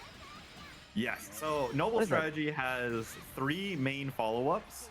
She's gonna have one that goes low that will oftentimes cross up as well if you're not in the corner. She has a overhead that she can delay, and then a command grab follow-up that will combo if you stand up or get counter hit by it. The typical responses to you Noble Strategy are, of course, if you have a DP, which Vasaraga does not, he can use, but he can use Ultimate Tackle in this position instead. You want to DP as soon as you see Charlotta rise up. 2H is your other great option, or if she's close enough to your face, you can use a close H as well. The other thing is you block low, and if you have the health, you just accept taking the overhead, or you can be a little bit risky and try to block the overhead as well, in which case you just accept that you're going to get comboed by the command grab.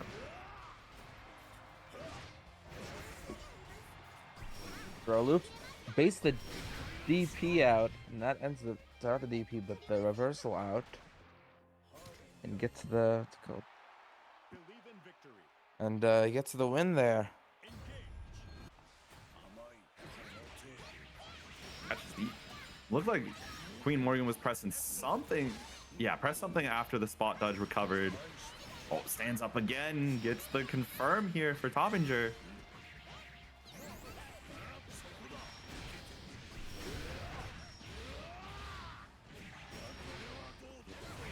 What is it? Vasaraga it basically just has a stance that is so good. Like, it's unbelievably good. Nice, gets the command Sure. grab. That is a reversal. It's a little more risky to use against Charlotta since she can delay Noble Strategies follow up using the overhead. But hey, if you get the right call out with it, like Queen Morgan just did, can almost get you the whole game, but a clutch flash kick. Battle 2. Engage.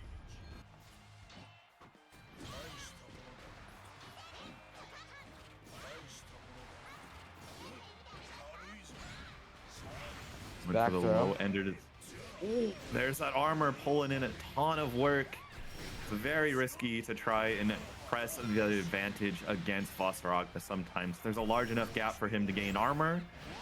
A player like Queen Morgan's gonna absolutely use that to barrel through. This is death. I recognize this. This is death. Yeah. The Vasaraga special. Battle 3. Engage. Good. Not letting 5U go for free is one of the biggest things to fight against Vasaraga. Even if he gets Soulforge online in that trade, as long as you're, get plus frames or get some damage on him, you're going to be in a generally better position. Tries to go U Battalions of Fear to reversal, but command grab version coming in clutch again.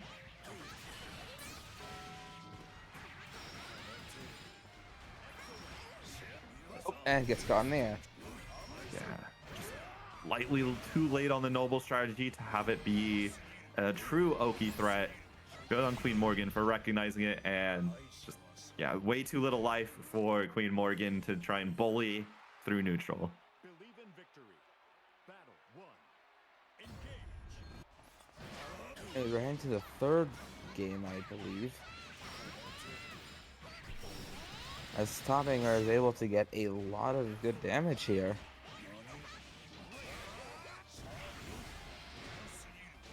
Yes, that Using the pulling. armor. Yeah, Again, that- oh, dodges though. Yeah, it's just peak Vasaraga gameplay right there. Is you get armor, you recognize you have the life, just bully your way through neutral, bully your way out of the corner. Most of the times, especially against a character like Charlotta, who doesn't have a great way to break through armor, you can absolutely start to be a little bit more belligerent with a higher life total.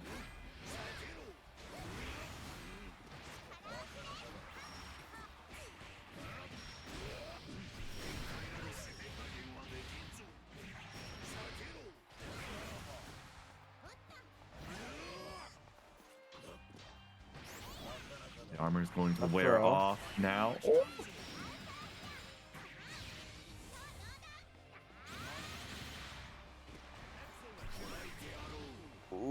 Nice job using the super armor there. Using Have you reinstalled, but Queen Morgan might not get the chance to use it again. And I have to guess right on this Oki situation and the jump coming out. Toppinger now leading in the set. Beautiful call out.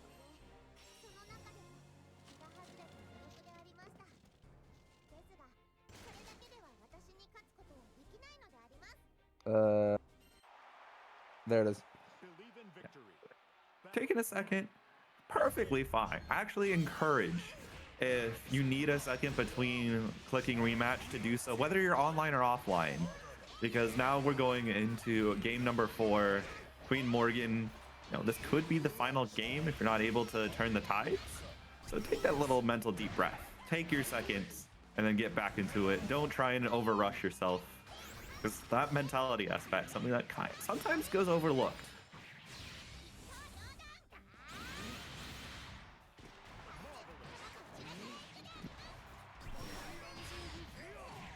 I think Charlotta's hitbox is just too small to get hit by like half of Basaraga's stuff. Oh, no, she has her hurtbox is about normal. It's about tied with the other short characters in the game. The crown is an entire hurtbox in and of itself. Oh wow, nice noble strategy. Just 2 ships passing in the night though. So just little bits of chip damage here and there, getting the party started. Get Sour spotted there. Nice dodge from the armor. Using.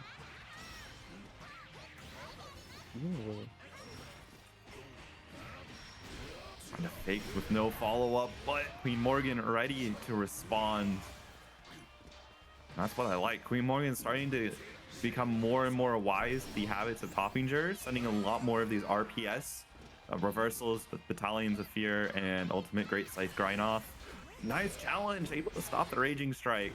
Was too far away for the confirm that Queen Morgan thought was going to come afterwards.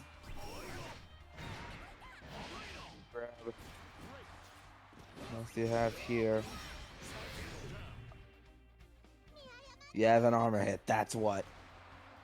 That's a win for Queen. That's a round for Queen. Meanwhile, The Topping run is at and set point. throw. The secret round starts have been unlocked.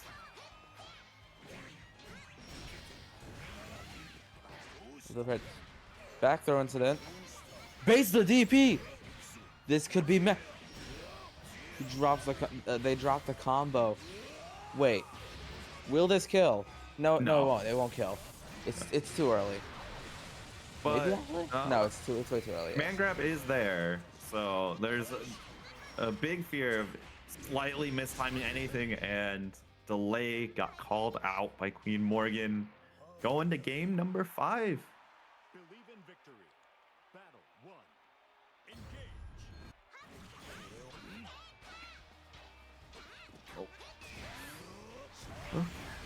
5U, yeah, gonna immediately go with that L ender to, but with a clash, and Toppinger was ready for it.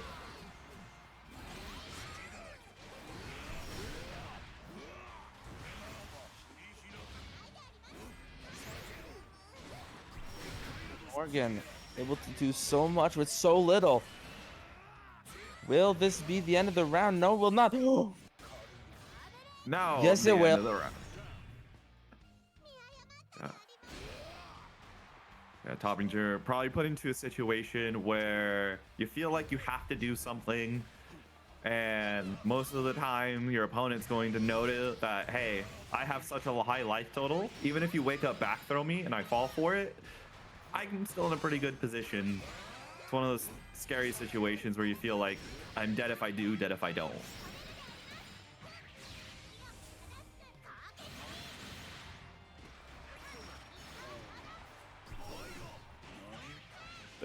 Yeah, that's Baits it out. Yeah, one of Charlotta's great strengths there too is, especially in the corner, she can use noble strategy, or her jump forward sometimes can make this weird situation where if you try and go for a forward special, if you're not frame perfect on it, you'll walk forward that micro frame, and that'll be enough for Charlotta to steal the corner and cross up your input. That's exactly what happened there with that. What was supposed to be you, Battalions of Fear, turned into Ultimate Command Grab. Wait a minute, it's just like the Narmaya situation from before. You know, where if you move even the slightest bit, then it just crosses up. Yeah, it's a common thing that happens to everybody, and it's universal to just the mechanics of Grand Blue, but it's a lot more common with characters like Charlotta or Narmaya, where they use forward advancing specials in the corner.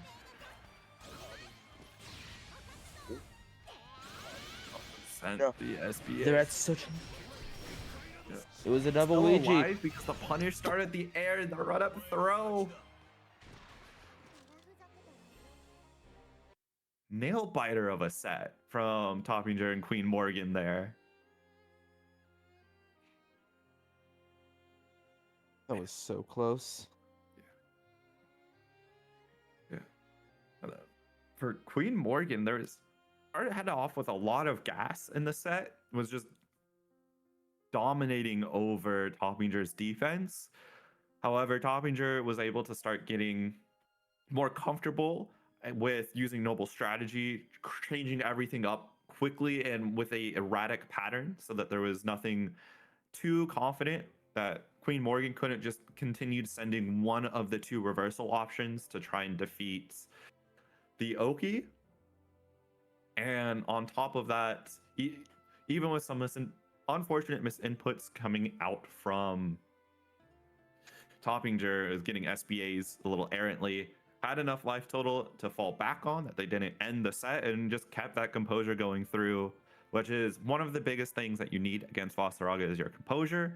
Similar in your mindset to how you fight grapplers, of you have to just accept you're going to die from very weird situations or from very high life totals and situations that most other characters wouldn't kill from. Just the faster you just accept that and just ignore the fact that that's going to happen, you're able to keep your composure and stay in a top fighting condition. In terms of gameplay wise, for Queen Morgan, one thing I would like to see, because this is what Vasaraga is really great at, is using these stomps, but delaying them, letting the more stomps go through and threatening all three different types of follow-ups, and even sometimes just do the Voss special of end the stomps and go straight into the command grab, since that in and of itself sets up a lot of RPS in the neutral situation, and when backed by armor, especially against characters like Charlotta who can't break it consistently, that puts up a ton of mental stack as well as a lot of damage. And then for Toppinger, it's a very demanding thing to learn to do this. I can't even do this consistently, and I face against Vasaraga semi-consistently in North American Grand Blue in tournaments and in ranked queue. Using DP, her flash kick, specifically the EX or the ultimate version, using that against Tackle, aka Battalions of Fear, you'll break through the armor and get yourself a free punish. Even if you do it, simple input is highly preferred, since that's instant basically, since you're going to be crouching anyway. You can just make sure you're crouching, have that on 2, get that flash kick. You're able to stop Vasaraga's approach, and it'll give you enough time that armor goes away and you can run pressure from there. Any words on your end for these two before we start sending it off to the top 6? Nope. I am not good with either of these characters. I have no idea how to play them. Oh. You scared me for a minute. Hold on. Whoever that was that just you scared me. That was Momo's join sound. Ho ho ho! Sorry, interrupting. But yeah, I don't play either of these characters, but I just gotta say, good job. And with that, I just want to announce the top 6 for the tournament. If Momo wouldn't mind. All right, then I guess I'll just take that as a yes. If this point, I'm not even sure. Don't do anything yet. We're waiting for scores to be put in. So wait a bit. It's done. It's done. Okay, good. You can go ahead. So, all right. So in the first seed for the top 6, we have Toppinger going with a full 5-0, no losses during the Swiss. In second seed, we have Queen Morgan with a 4-1, who we just saw. Great job to them. We have in the third seed Tomsy, or White Cloud Tomsy, with also with a 4-1. Great job to them too. We have Dridri Ugroza. I know it's Russian and I cannot say it. with a 4-1 after barely beating Eldarier. There's Rodas or Diderin in 5th place. Between 2 and 5th, they were all tied with a 4-1 and just separated by the Bukols. And by the Bukols. And even then, Queen Morgan and Tomsy were like fully tied. And then in 6th place, beating out Eldarier by 1.5 points on the Bukols is Hirzi. We saw 4 of the 6 players on stream. We know how good they are. So this is going to be an amazing top 6. I'll tell you that much.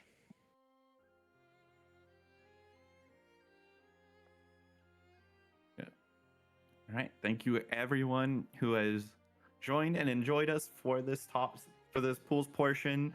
Congrats to all the players who won. Thanks, and congrats to everyone who entered, because entering tournaments, like as a beginner, already puts you one step above your average player that's picking up the game. Like on just actual prima facie, on principle, entering tournaments already puts you one step above. So hope to see more of y'all enter these tournaments, not only training grounds, but also the normal tournaments, the open, the scary pools filled with all the sharks of EU. Enter those offlines when you see them. That'll be your fastest way to improve as well. And then I have been Kobe VT, also joined by good old Spooky Boy. We're going to be sending it off to a different set of commentators for top 6. Hope you'll enjoy the rest of the tournament with them. And they'll see you soon.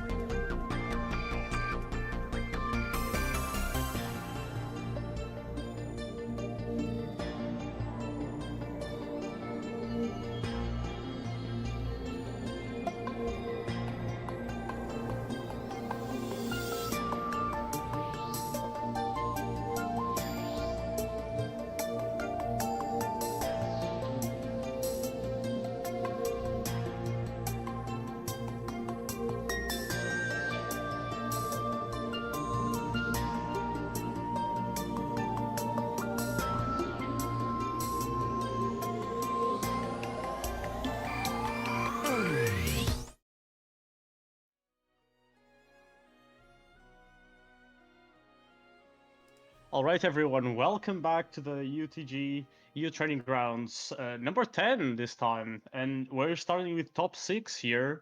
I'm Rat, I'm here accompanied by Dave. Hey, howdy, gamers. I've got my visa stuff figured out. I'm back here on EU commentaries. Thank you all for having me. And we're gonna start now with Toppinger. No, sorry. I'm bad at this. Tomsy and Queen Morgan. Yeah, so Tomsy and Queen Morgan, this is on the winner's side, right? We see Eustace versus Vasaraga. Very polarizing matchup, right? Eustace wants to play the keep out, chucking the nades, doing the zoning. The ball's also a really good choice in this matchup just because Vasaraga's so much bigger. Immediately you see it come out, first option. And now it's kind of on Queen to come in and figure out how to navigate this neutral. Yeah, though the second that Vasaraga does get armor, they have so an easier time approaching. Because just ignoring those projectiles and just rushing in, doing their pressure. And Eustace doesn't have that many defensive options. He doesn't have a meterless TP. So he has to rely on standard defense to try and get out of Vasaraga pressure, which can be quite hard, to be honest. There's that DP like you just mentioned. A little worried about the approach from Boss, and now, it seems like Boss has only won like 1 or 2 interactions, but you can tell those interactions matter, and Boss has got a pretty solid life lead. Yeah, Vasaraga does have a lot of life, and has a lot of damage as well, so if you're trying to scramble with him, most of the time, he's gonna win. And now we see Queen Morgan taking on the first round. Yep. Oh, gonna go for the rat race hop this time, just to challenge, see what happens. But yeah, as soon as you see the fireball come out from Vasaraga, they're gonna armor up and start closing that space. Good awareness too from Queen, just recognizing, let me just jump the fireball, see what happens. Eustace does have a unique property where they can have multiple fireballs on screen without waiting for cooldown, but it seems like that's not really much of a problem right now for Queen. Oh, drops conversion here on the corner. Though, does still have the corner, has to block a little bit, but as soon as they can get out of this block string, we'll just rush. Yeah, and the U command grab. That is an interesting option. Usually people train to try to go for a block string before command grab because of the throw protection. But because usually people don't go for it, sometimes it's just so unexpected. Absolutely. I mean, it's a good reversal. It's a good check. Obviously, it can be baited as a reversal option, but it looks like, it's playing out pretty good for Queen. A couple little optimizations there. Could have ended it earlier, but it's all the same. Going up game 1 here. Yeah. It's like now taking their time. Yeah.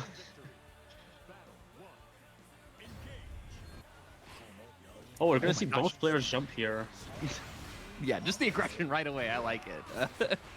And now all of a sudden, again, Queen just has control. This time their corner, right? And they're just setting up all this pressure. Oh my gosh, the damage on this. And now they've got the armor. Everything's going good for Queen. It's looking pretty brutal, but finds the escape with the old fireball. Tries to reverse a U tackle, but isn't enough. Though the U command grab right after will close out the round. Yeah, not getting that punished and then recognizing, they're going to swing late. Just use the reversal. It's probably fine. They haven't shown that they're able to react to it or adjust the approach against the ult throw, so spam it if you got it. Yeah. Ooh, nice frame trap here. Goes for the pressure. Oh, drops the combo, unfortunately. This is really bad, especially against Vasaraga. You're just going almost all the way to the corner. Absolutely. Now, Eustace trying to, again, use that meter to just keep Voss at bay, but using that one tackle with the armor, and they're in again. Forced respect. There's the EX fireball this time. Big opportunity to get some damage going here. Gets punished for trying to go for the stack, the armor, and now in the corner, Queen Morgan does... Oh, gets grabbed, but Whitecloud unfortunately misses that setup. That U fireball didn't hit Miri. Oh, but the DP will get him out of pressure now. Again, Boss almost has 50 meter, but gonna just use the EX command grab instead and close it out. Queen going up 2-0 in this series. It's very difficult here for Tomsy to just kind of challenge this Vasaraga pressure. Of course, Eustace doesn't have a meterless reversal like you were mentioning, and they've used it a couple times and it's worked out, but Queen's been kind of doing more, you wouldn't think of it advanced plays of just using the same mix over and the same pressure because, they haven't been able to answer it yet. So just keep doing it until it doesn't work. Yeah, ooh, the U tackle here gets a full combo. Will throw Tomsy into the corner. doesn't get the stack up, but oh, now another command grab. Tomsy hasn't really been reacting, so Queen Morgan has just been opting a lot of her command grabs. Since if it keeps if it keeps working, why stop? And there it is again. Yeah, as soon as the sweep came, okay, let it rip immediately. And all of a sudden now Queen on set point. Oh, Queen tries to go for a greedy option on the overhead there, but Tomsy reacting to the overhead now. Trying to Fortunately-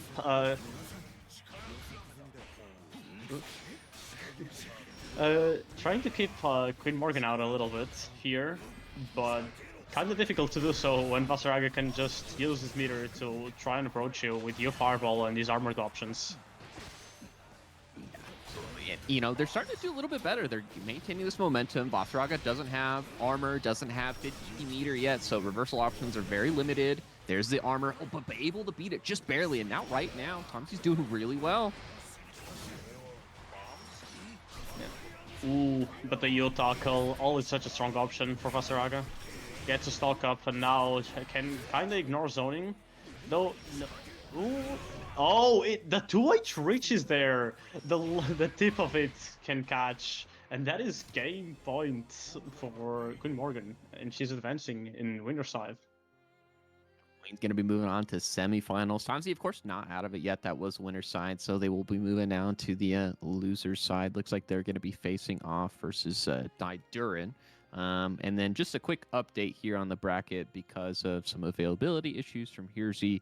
Elderir is going to be taking the spot in place for the 6th place. So still going to have a full bracket, full top 6 to watch, which is all good.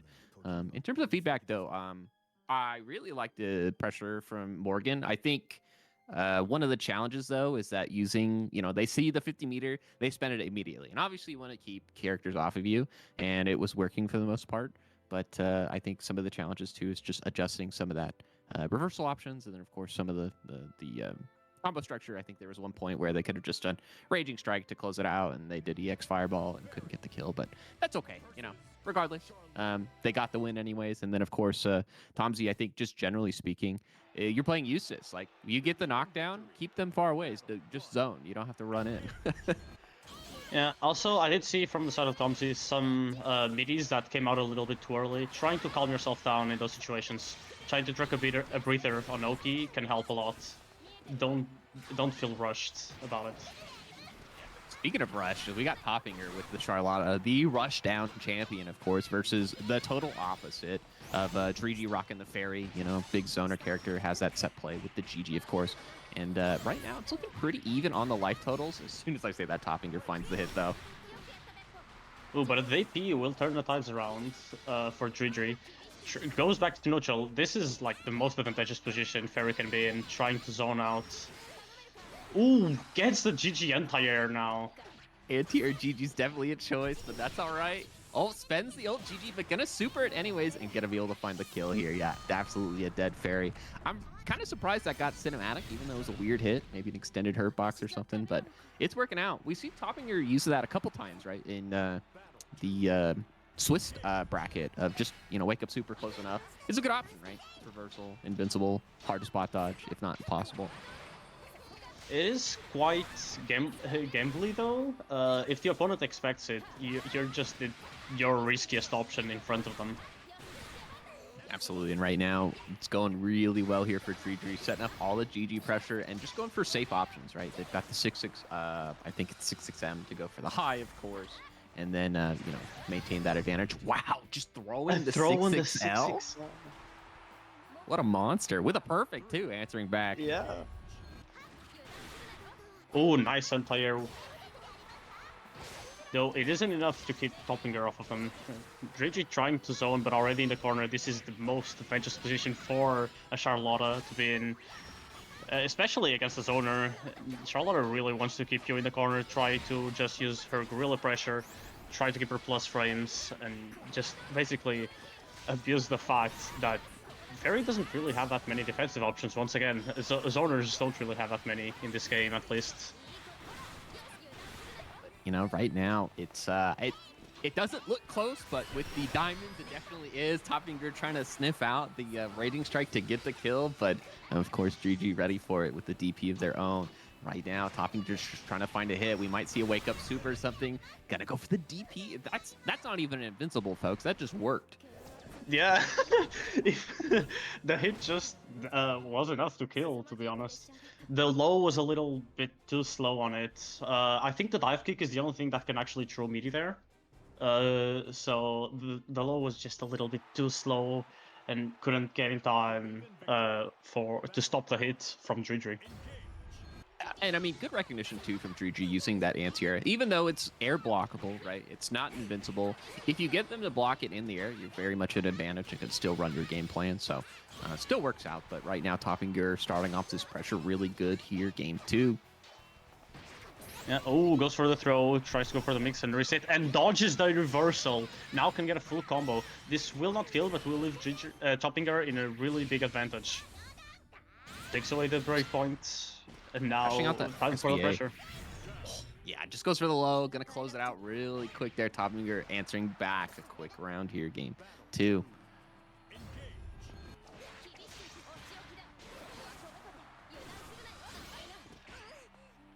Really checking Toppinger with those far lights into M's, trying to catch any attempt to get in.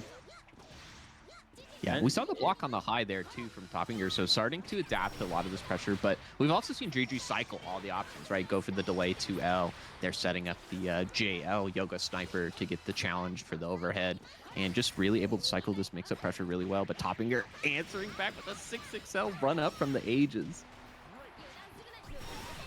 Ooh, doesn't convert from the 6XL, so gets DP'd, and now isn't really in again. Oh, gets hit by the GG, and that will be the round. Good recognition from GG there, dodging the SSPA. It wouldn't have dodged normally, but because they were so far away and GG was on top of them, that is safe enough. Yeah, absolutely, and we saw that work last time, but this time definitely didn't work out. Not close enough. Charlotta, of course, is a smaller character too, so you got to really run up and get that close hit. Gonna run into the GG though, but luckily no big combo, so Toppinger's still alive. Trying to navigate this neutral is a little tricky, but oh my gosh, GG's so on point with the anti-airs too.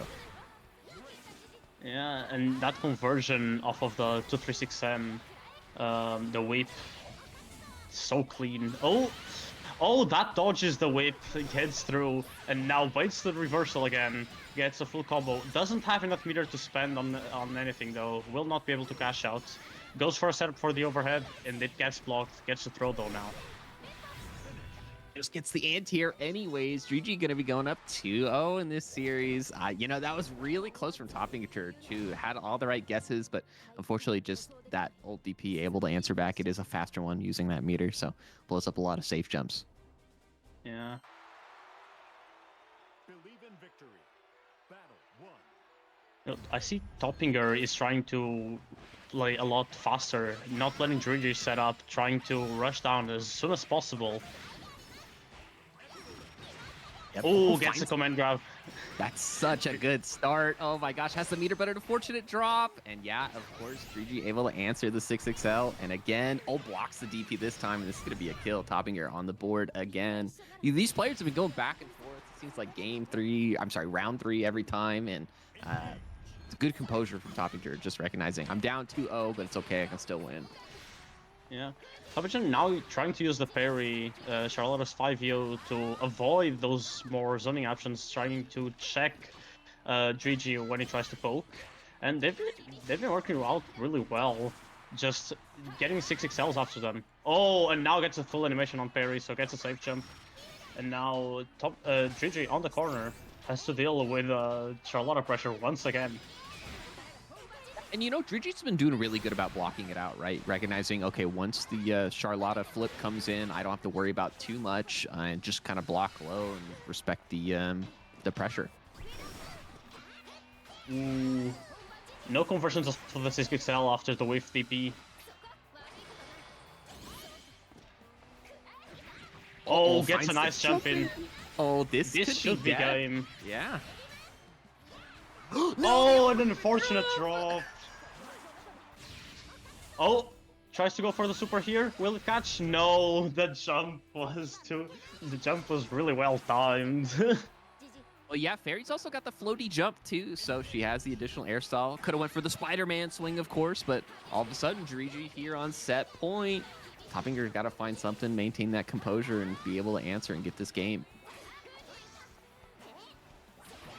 Oh, nice jump. Gets a full combo here. We'll get a nice conversion on the corner. Goes for a safe jump. I like that air reset. It's always good to reset your opponent in the air, especially Charlotta has some options to mix up and whatnot. And again, we're seeing that old DP come out to challenge the flip, and it's working out. I'm not going to be able to punish the GG throw, but not going to be able to get a full conversion off the GG either, so that's okay. Now I've got to respect this high-low. It's the high. Gets Oh, hit. no, but no conversion. Yeah, I think the whip was on cooldown by a little bit. Oh, nice punish with the far lights. Now, Toppinger has kind of the advantage, but at the same time, it's really difficult to get in. Oh? My God. Wait. Oh my god! I cannot believe that worked again. Folks, that is not invincible. It's just really quick, apparently. But yeah, good awareness from Jiriji, able to challenge with the up dog there. Going to be closing out 3-0.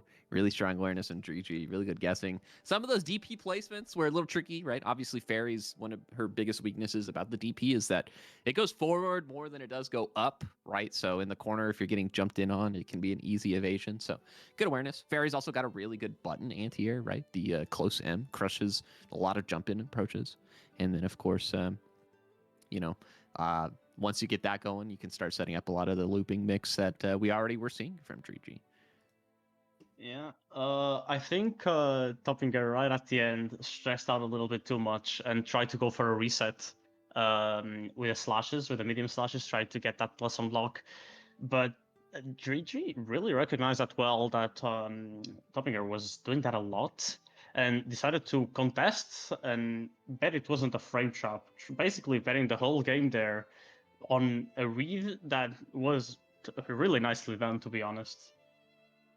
Yeah, absolutely. And I think even before that, right, we saw Toppinger miss or drop a really crucial combo that would have killed and would have got them the game and kept the set going, which I think they went for a close H link after the air hit, which obviously you've practiced that hundreds of times and it works, but sometimes net play things even happen. So just going for a safer route, just do the close M or even a close L into the super, right? Should have been enough to kill. So it's tricky, right? I think for La Charlotte as well, they use a lot of 2Us instead of like close M or something. It's like safer, and like, there's like way less chance of it dropping. Yeah, probably closer on the frame time, and also, yeah, just more time for the body to travel to. Yeah, I'm gonna say really well played by both players, but Toppinger, I would like to see a little bit more of that gorilla pressure. I really like the throw resets, but there's almost no bait on the DPs, so you're just getting DPs basically every single time that Jiriji throws out of the DP. Yeah, absolutely. Yeah, doing that, I think kind of one of the more advanced play is setting the pace and changing the pace up. It's a lot of go, go, go, and you got to pump the brakes sometimes to get them to bait the DP or whatever it is. But, both players playing really well. Speaking of playing really well, we've got Tomzy and Rodas. I did not see any Rodas today, so I'm really excited to see how they play it out. Of course, we did see Tomzy in the winner side, and right now Rodas is just partying with the Yule. That's how you play this character. Yeah, I'm really excited to see Yeeper, because while the character is popular in the beginner bracket server, honestly, I haven't seen many of them recently. So I am honestly kind of curious what they've been cooking. Though Tomzy really nice with the defense here, checking every option that is fake by Yule. Seems like they really know the matchup well. Could be training partners, or maybe they have a training partner that's a Yule, but finding the jump in, it gets the kill. Rodas just barely escaping the alt ball. Very tricky, but on the board, I definitely could foresee this going to game 5 easily. Yeah. Ooh, the counter hit here. Decides to go for the M lunge instead of a full conversion. Probably for a safer mix-up and to save the resources for another combo if the mix-up hits. That's a grenade placement. Gonna detonate for the plus frames this time. Yeah, and Rhoda's not biting until the very end. If you're gonna get hit, that's probably the best spot. Oh, so close. Not quite enough to punish, though.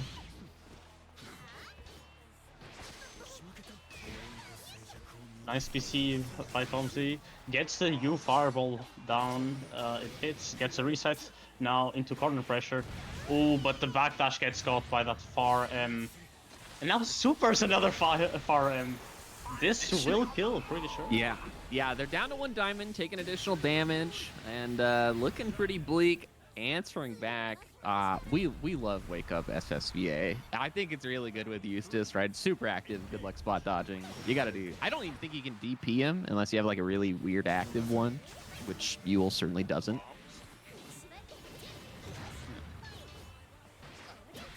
Ooh, nice throw by Rhodas. Goes for the mix-up here. Tries to parry something, but Tomzy delayed his options. Try and get plus frames there, instead of going for a direct punish. Now back to neutral, a nice punish on the roll.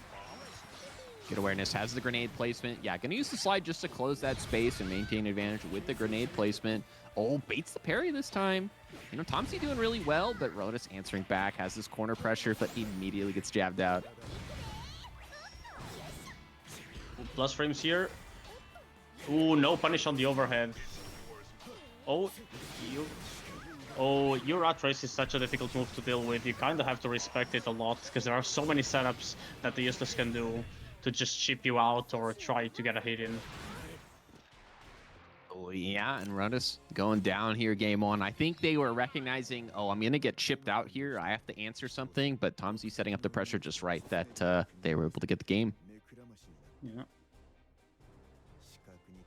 But, you know, Rhodes, of course, not out of it yet. They're able to definitely put on the pressure, put on that some of the Yule flipping stuff. We did see 1 blocked overhead, so I think if you just spam it like 8 more times, it might work. It's free chip damage almost. I think Tomzy had some issues. the famous one and done. Oh man, you hate to see it. Maybe Tomzy just gonna look up the dust loop real quick. Oh no, my computer died, and reading the Spark notes. Who knows what it is, but yeah, while we're chilling here, of course, it is top 6. This is a loser side match, if I'm not mistaken, right? So loser list does go to bed, I guess, right? It's pretty late over there, so maybe that's a win in their own right. But it is a school night. But you know. Of course. Oh, there we go. We got. They're back. They're back.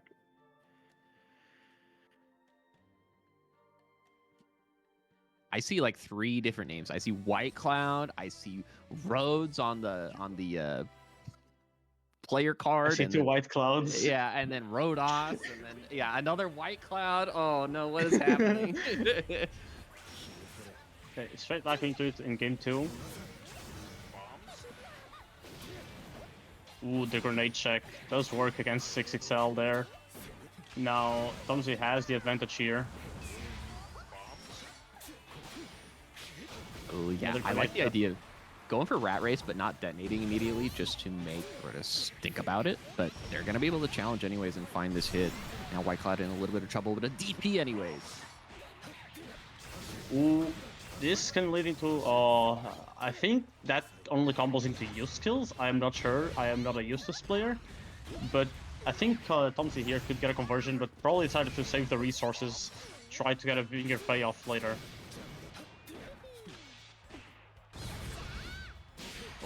Goes for the parry. Uh-oh, yeah, this so close, no wall bounce. Yeah, trying to go for a chip out here. Grenade's gonna be able to close the round out. And that explosion on the grenade has such an active hitbox that jump-ins sometimes do get caught by it. And yeah, that's definitely gonna be an issue for Rhodes here. Like, once these grenades are out, you can't really lariat your way in with plus frames or step back plus frames. So they're gonna have to go to the air, and then it's kind of on Tomzy to say, hey, can I anti-air these appropriately? Yeah, so we see he gets the grenade set up. This will lead to a combo. Yeah. Ooh. Nice roll on the part of Rodas, but it wasn't enough. White Glove covers the option. Able to punish. Another grenade, and yeah, now Rodas immediately starting to go to the air, recognizing, all right, this grenade stuff, way too much. Yeah, Rodas is pretty low, so one hit will be enough, and that hit will be the DP from Tomzy to close out game 2. Yeah, big gamble there, of course. You know, if they did block it, they could have died to the SBA, but, you know, Tomzy's saying, I'll gamble it. They're going to hold forward probably or start their pressure to get something going. And it paid off for them, going up 2-0 right now. Earlier in the block string, Rodas tried to... Tomzy tried to BC, but Roda was keeping the pressure tight, so probably recognizing that a VP would be enough to close off the rounds, and recognizing that Rodas wanted to go for the pressure was probably a really well evaluated risk there to take. Oh, here's an EX grenade, gonna send the detonation. It is plus, so you gotta respect it. Unless you're going for a DP or something spooky, but doesn't matter. Rodas going in, another BC back, now enforcing the pressure. Good grenade bait, not quite enough to get the kill though. Oh, he gets a fireballs. This should be enough to get the kill. Yeah, the conversion into the Rekka there. Oh, I got easy bait confirm. It's good.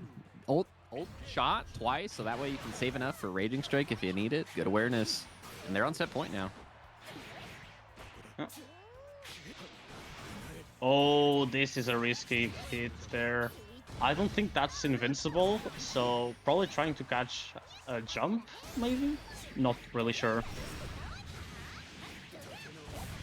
Rodas able to get this party going. Good life lead. Yeah, the ult shot coming out just a challenge, and now setting up this grenade place. And there's another ult shot for free. Gets a refund. Ooh, nice DP, trying to keep Rodas in the corner. But that will not be enough. Rodas gets a full combo here, spending 100 meter. Probably going to try... Yeah. Go, getting White Cloud to the corner. May have been an option to kill there with Raging Strike or something, but it's not gonna matter. Tomzy gonna be able to take it with the nades into the rat race kill. Tomzy gonna be moving on in this bracket. Red's going home. But you know, top 6, especially after Swiss, that's really hard, man. Because it's not like bracket. I mean, I guess it's kind of like bracket. Some people get lucky and sneak through brackets, but Swiss, you're always playing players who are stronger and stronger until you lose, right? And ideally, you're playing players of a similar, if not stronger level. So good placing. Absolutely. Getting tied for 5th there. Yeah, absolutely. Rodas did get some really nice showings in this game. Showing that conversion at the end there, going corner to corner. It is a really nice YOLO combo, recognizing that getting to the corner was the win condition. And I think that decision was correct, to be honest. Though not keeping up the pressure at the end after the DP, not trying to go for a safe jab or a 50-50. I think that's what messed them up. I think they were trying to bait a DP, but Yul does have a safe jab with a stance to M, with a low. So maybe going for that could have been better. So yeah, I think once they start implementing the stance 2M high stuff, their Yules are gonna really grow up. But you know, they did great. Obviously 5th place, and then of course we did have Tomzy who is moving on. I think they just gotta learn the matchup a little bit more, right? They kept mashing on the EX flip high attack, and they did spot dodge and punish a couple times, which is good. You know, good awareness and playing to the matchup, using those grenades to really shut down the Yule and challenge in the air when needed. Yeah, now we're getting into Toppinger versus Aldarier. This is the second zoner Toppinger has to face in a row. True, and it's kind of almost weirdly similar to the last set we just saw, right? Big rushdown character, Charlotta, versus Beelzebub, who, you know, can play zoning, but they're more of a mid-range and keep out. There's the unblockable. Gotta spot dodge that. We're not ready for it. Ooh, nice block on the swing there. The swing. Ooh, goes for a reset instead of getting a conversion. Oh, no, tries to bait the DP, but that DP is so slow, you gotta bait it for a little longer. unfortunate. Tommy, you're going down. Elda, of course, playing this really well. I'm not sure if the, what is it, the J8 big spike into EX dive kick works on Charlotta because she's so small. I have to imagine it's normalized, so it does. The Karma, though, doing a lot of work for them. Ooh, Toppinger getting this. Oh, getting another DP. Yeah, those DPs are a little slow. I see Toppinger trying to block, but because those DPs are slower than normal, just going for a fast option and then blocking sometimes is a lot better. For example, now the safe jump got the hit, and this will begin. No, an unfortunate drop with a close heavy. Yeah, recognizing it was a grounded hit, wasn't able to get much off of it. So unfortunate. Again, a Karma, into the command grab. This is not going to be enough to kill, but it's definitely a dream killer at times. SSBA available for Toppinger. I have to imagine they're going to run in and do something crazy. They've been doing it this whole time. Oh, no!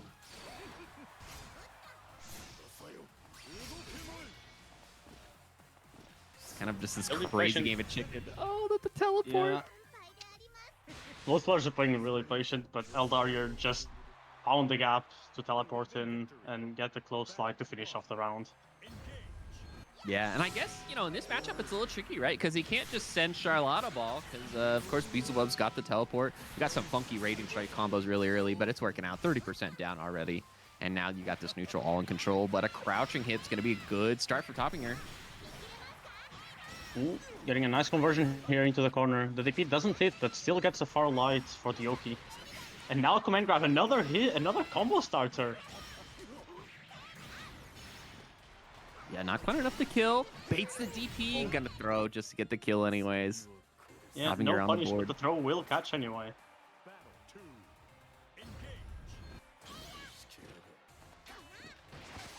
Ooh, Toppinger trying to go for that 6XL and throw pressure. Another nice smash in the 2L, catching Toppinger trying to run it again. It's an air-to-air, but no conversion, but doesn't matter. Gonna get this combo even if they get parried, all good. Gonna be able to wall bounce. Has enough to SBA. Oh, but unfortunate drop. Have to imagine they wanted to SBA. Ooh, nice 6XL to stop the Karma from going off. Ooh, but the command grab, the reversal super will be enough. It will catch, take away that PP. And now Toppinger trying to close the gap. Does get the combo here, and I think this maybe? No, I don't think so. Not quite. Yeah, gonna go for the reset. EX hop. Yeah, that is gonna maintain the advantage there and gonna get the kill anyways. Toppinger clutching it out. Couple scary scenarios there with the drop corner confirms, but doesn't matter. We clean it up, tie it up, one apiece. Toppinger showing that their pressure it can be a lot scary, to be honest.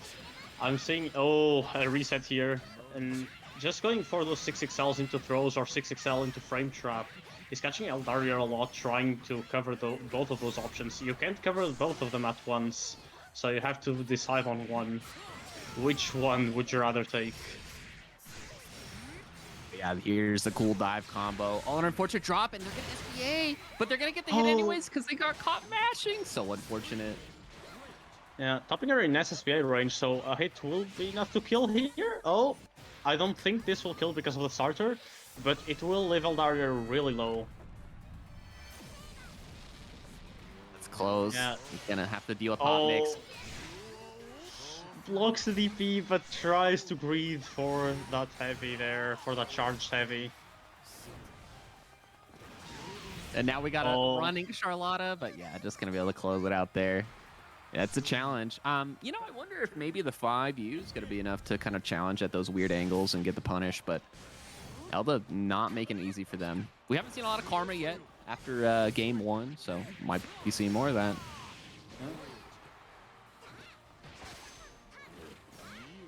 Ooh, goes for the low. The low is plus if it's the medium one or the heavy one, so you kind of have to respect it. Nice dive kick by Eldario. Yeah, delay dive. You Karma will catch, and that wasn't a hit on block, so that took a lot of damage. No conversion off of the U swipe, but now Toppinger so low, but still confident on that DP. gets a super conversion here, will get Eldario to the corner, and command grab here will close out the round. My gosh, just by the skin of their teeth, able to close it out. That autocorrect off the flip was super critical in getting that game plan going. And now Toppinger in the corner trying to find the answer. 6XL is plus, and they're gonna abuse that as much as they can. Ooh, tried to jump to catch the dive, had the right idea, but didn't catch fast enough. We're seeing Toppinger contest a lot of dives here. Now 2 in a row that they had the right idea that Eldario would try to use the dive. I mean, it is a really strong option for Beelzebub. The Toppinger trying to read them now. Super's the super. I don't know which one wins in this situation. Seems like the strike wins against the throw. Yeah, I think she might even be airborne, right? So that might work out. Uh-oh, EX dive though. Elda trying to really make a comeback here, but no bravery points. So even just getting sneezed on should be enough. Toppinger finds the answer with the EX ball though. The whiff punish on the 2M. That was such a clean ball. Yeah, I'd like to see more of that too from Toppinger. It's a really strong option, especially your opponent's not ready for it. I know Bub's got some bigger limbs, but they're not fairy, right? So it should be relatively safe to go in. Get that pressure, might get a wall bounce if it's a crunchy counter hit or something like that. But right now, making it look pretty convincing right now. Ooh. Alari's not anti-airing those Zen flips, so Toppinger just gonna keep going for them, trying to reset their pressure kinda. Getting a free mix-up. Oh, but now the DP will be enough to catch. Nice jump for Toppinger, but no full conversion. Gets a DP, and that's round. I was not expecting that DP to kill.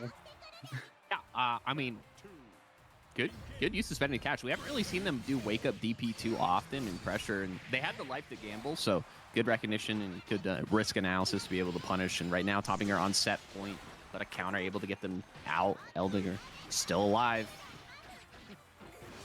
Ooh, nice check by Elder. Toppinger trying to go for that reset with a 6XL, so the 2L will stop them. Ooh. Oh, Eldario didn't cancel into anything, so Toppinger could just get a far medium to punish 2M. Go for the dive kick, maintain the advantage, and still looking really good for Elda. Trying to find the hit. Oh, this is gonna be the round. Oh, no cancel with the SBA. So critical.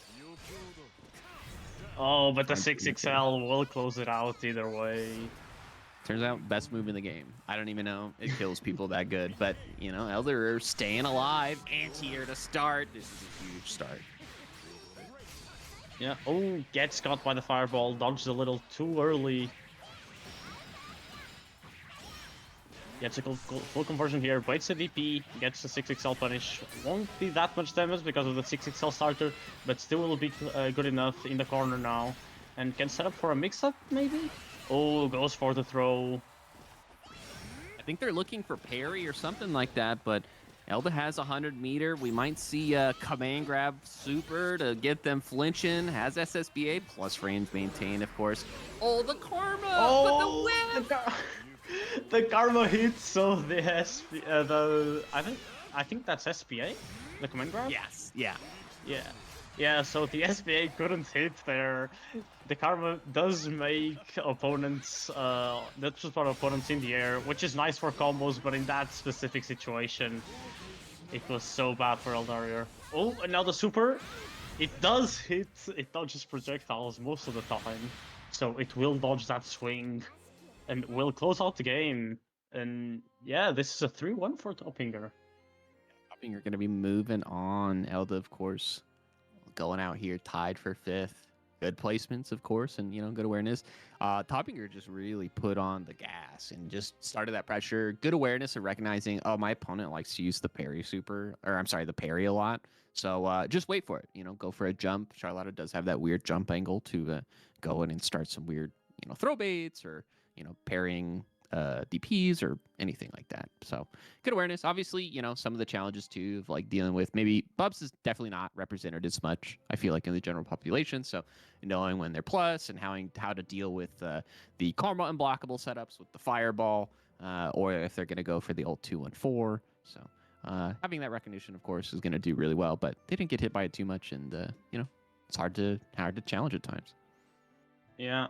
For Eldarir, I think I only spotted like 2 things that I'd like to see more, which is one, delayed mashing, because they were getting caught a lot by trying to delay mash, but the delay mash was a little too late. So when Toppinger went for a reset with medium slashes, Eldarir would get caught, even though the delayed match should be a little bit earlier and should be able to contest that reset.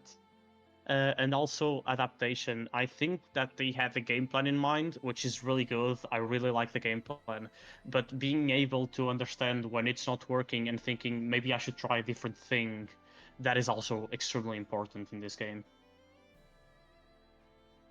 Absolutely. I think also maybe some of the fairy choices, right? I think maybe going for the H version always and just relying on that, especially when your opponent's starting to go for strike throw mix and trying to bait your reversals. It's always tricky. Obviously, certain combo mishaps happen. That last Karma where you thought, oh, they're just going to block it and I'll throw them. That happens, right? Just clean that up and you should be good to go. Yeah. But it looks like we're waiting for our next match here. I think it's going to be Dredri and Queen Morgan, which I believe they met in the Swiss rounds. Is that right? I am not sure. I couldn't watch the entire Swiss, unfortunately. But if they did, I am curious how this is going to turn out. Because this is... I don't really know after the previous match how this matchup is. Because while Fairy does zone Vasaraga out pretty well, Vasaraga can just explode Fairy's life since she's one of the lowest health characters in the game. Yeah, I think especially after Voss's buffs, it was already kind of a tough matchup for Fairy because Voss is just so oppressive at times. Now with the armor changes, it makes it really difficult. And Fairy doesn't even have the reward of being able to steal corner anymore with the recent nerf to her. So it's definitely, I think, very much Queen favored, but we have seen Dredri do really well in a lot of these pressure scenarios. So I have to imagine they might be able to ready for it, though. Oh, we'll get the full combo here. Steals the corner and will go for a 50-50. Goes for the high and it does hit. Nice bait on the U tackle. Recognizing that not doing anything sometimes is better. And now the dodge into the throw. Nice adaptation. Blocked the first one, couldn't punish, and now decides to dodge the second one and gets a nice throw to punish there. Unfortunately, it does get caught in the DP, and Fairy's the HP is so low that 2 touches are enough to kill her. Yeah, it's so unfortunate. Dredri had all this composure, and they're just like, I'm going to be respectful, and now I'm going to pump the reversal, and Queen just ready for it that time. Find the wall bounce, but no conversion, and now they're cornered. Uh-oh. Oh, nice smash on the command grab. Queen Morgan had no armor, so no guarantee that that command grab would hit. Oh, now they do have armor and feel more confident to do so. Another mix-up, another high, gets a combo here. Nice pick-up after the DP. That is a difficult pick-up. Just barely. Oh yeah, here comes the old throw, but no refunds there. Fairy looking low on life, but the reversal finds its hit now, and now Gigi's going to hold down this pressure, finds the high. Gets conversion here, will throw Gigi out again.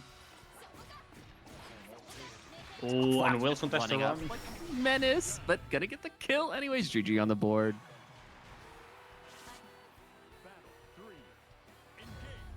This is being an intense matchup, and we're only in round 1. Oh, nice block on the overhead.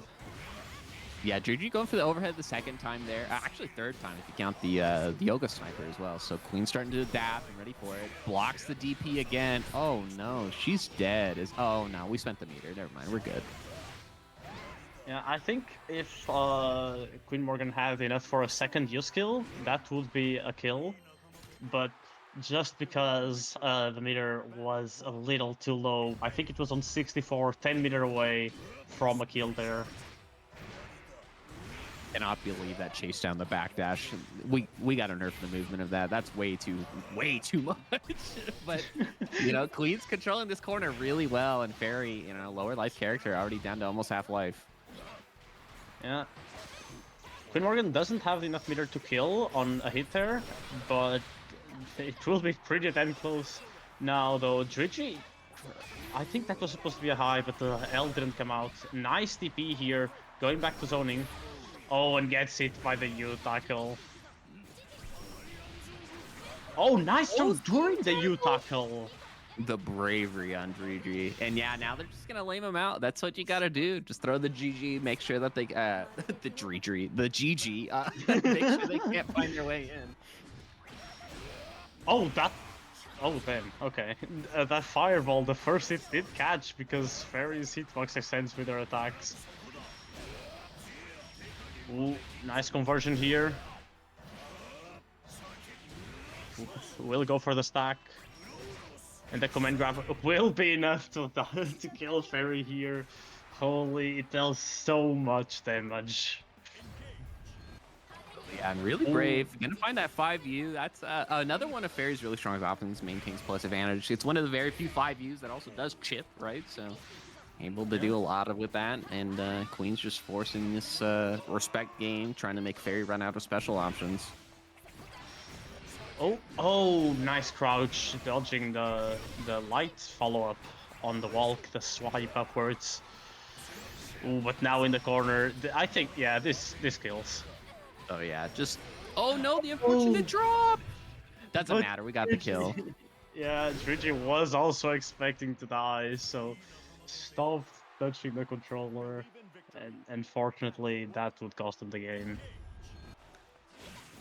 Oh yeah, trying to go for the anti-air with the close M. I like the idea. Just a little too late on it though. And of course, oh no, what is happening? Good match. No armor, so didn't have to worry as much. And finding the throw. Drigi's been doing really good with these throws. Ooh, nice corner carry. Gets us like a little late, still has to block, though on the tech attempt does get a grab, and that will keep the pressure going. Queen Morgan getting game points. I appreciate the aura farming Drigi is going for. Just stand right in front of us, saying, what are you gonna do? There's a throw again for Queen. It's looking really strong here. We got to find some answers. Finds the ground pound, but not gonna be enough to really capitalize. Oh, it's one guess away. There's a throw, and that's gonna be it. Oh my goodness, Queen. Queen Morgan at the end trying to bait the DP, but no option came out. Might as well throw. It's pretty good. So I've heard, you know, 4-frame startup, beats a lot of normals, forces the late tech, but Queen gonna be moving on to finals here. Winner's side, GG of course not having it. Gotta be waiting for their run back, but they do have to go through the winner of our next match coming up here, Tomzy and Toppinger. But yeah, you know, I think Queen just really sent a lot of that good Vasaraga pressure, played really safe against the pressure from Drigi. Some little mishaps, right? Obviously, the combo drop that they could have got the kill, but got the kill anyways in game 2. I think this is good general advice for a lot of players, too. If you know it's going to kill with SBA, don't do the full B&B. Just like, you know, button Raging Strike, button SBA. It's simple, it's clean, it works. You get some good damage scaling off of it. So just having that recognition of knowing when they're in the kill zone and how much life they have left is super critical and a really good tool to have as you progress through your Rising career. Yeah, also, I did see something strange. I think Drigi kind of respected Vasaragan a lot on farther ranges, even though Queen Morgan didn't have 50 meter, which is fair. Vasaragan can be scary, but up close, trying to go for those run-up throws can be a really risky option against Vasaraga, especially when he's in stance. Yeah, stance and armored up, right? Like, I get you're trying to beat the armor, but man, like, bro's gonna send it regardless, so you gotta respect it sometimes. Yeah. We got our next match coming up, Toppinger and Tomzy, of course. Toppinger, Rock, and the Charlotta. We've seen them do really well so far, and Tomzy, of course, doing really well. Starting on the loser side, trying to make a heck of a run into finals. Yeah. No, sorry. Tomzy did start on winner side. They played against Queen Morgan and lost in the first round. So that's right. both players that started in loser side have been eliminated, and we have all winner side players on the tournament right now.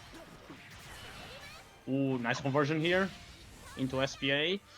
And now still that last that brave point. Only one left. Oh, and the throw will be enough to end the round. Yeah, with that one Toppinger. point left, that was enough to kill. So good awareness from Toppinger. Yeah, Toppinger really likes to go for those throws. Really strong option here to reset the pressure. Oh, the command grab will lead into a full combo here. Decides to go into SPA. Will not kill, but just about in chip point. Oh, and another throw, empty jump throw. Can be such a strong option if your opponent is not expecting it. And Toppinger really abusing that. Seems really good. Yeah. Obviously, like there's some advanced tech to make those throws a little bit more guaranteed, right? You know, holding that guard button as you're jumping is one of the options, and of course there's like fuzzy math, right? We could be seeing more of that just to challenge. But right now, you know, Tomsy's like, nah, check this out. Oh no, the command grab again. So ready for it. Yeah. I'm getting a full conversion here. Oh, and this time doesn't go for the empty jump throw. Catches Tomsy trying to jump, scared of that throw with the jump in, and gets a combo here. Tomsy almost did get a really nice conversion there, but gets contested by Toppinger on the mix-up with the Rat Race. Yeah, almost, but that's not going to be quite enough. And again, Toppinger just running all this offense. Gonna see a reset into the flip. It's a throw. Did they get caught jumping? I don't know. This should be a kill here. Yeah, catch out real simple and clean. There it is. Gonna end that game two on a perfect. Toppinger trying to make a speed run of this, but you know, Tomsy, I think they just once they find that one game plan going, it's gonna be really tricky for Toppinger to find the way in. Yeah, though Toppinger found something and they're running away with it. I think Tomsy doesn't know what you have to do against Demon Flip command grab. You have to crouch it. If you don't crouch it, you're gonna get caught. You can try to jump, you can try to block it high, but it's not gonna be enough. You have to crouch that option.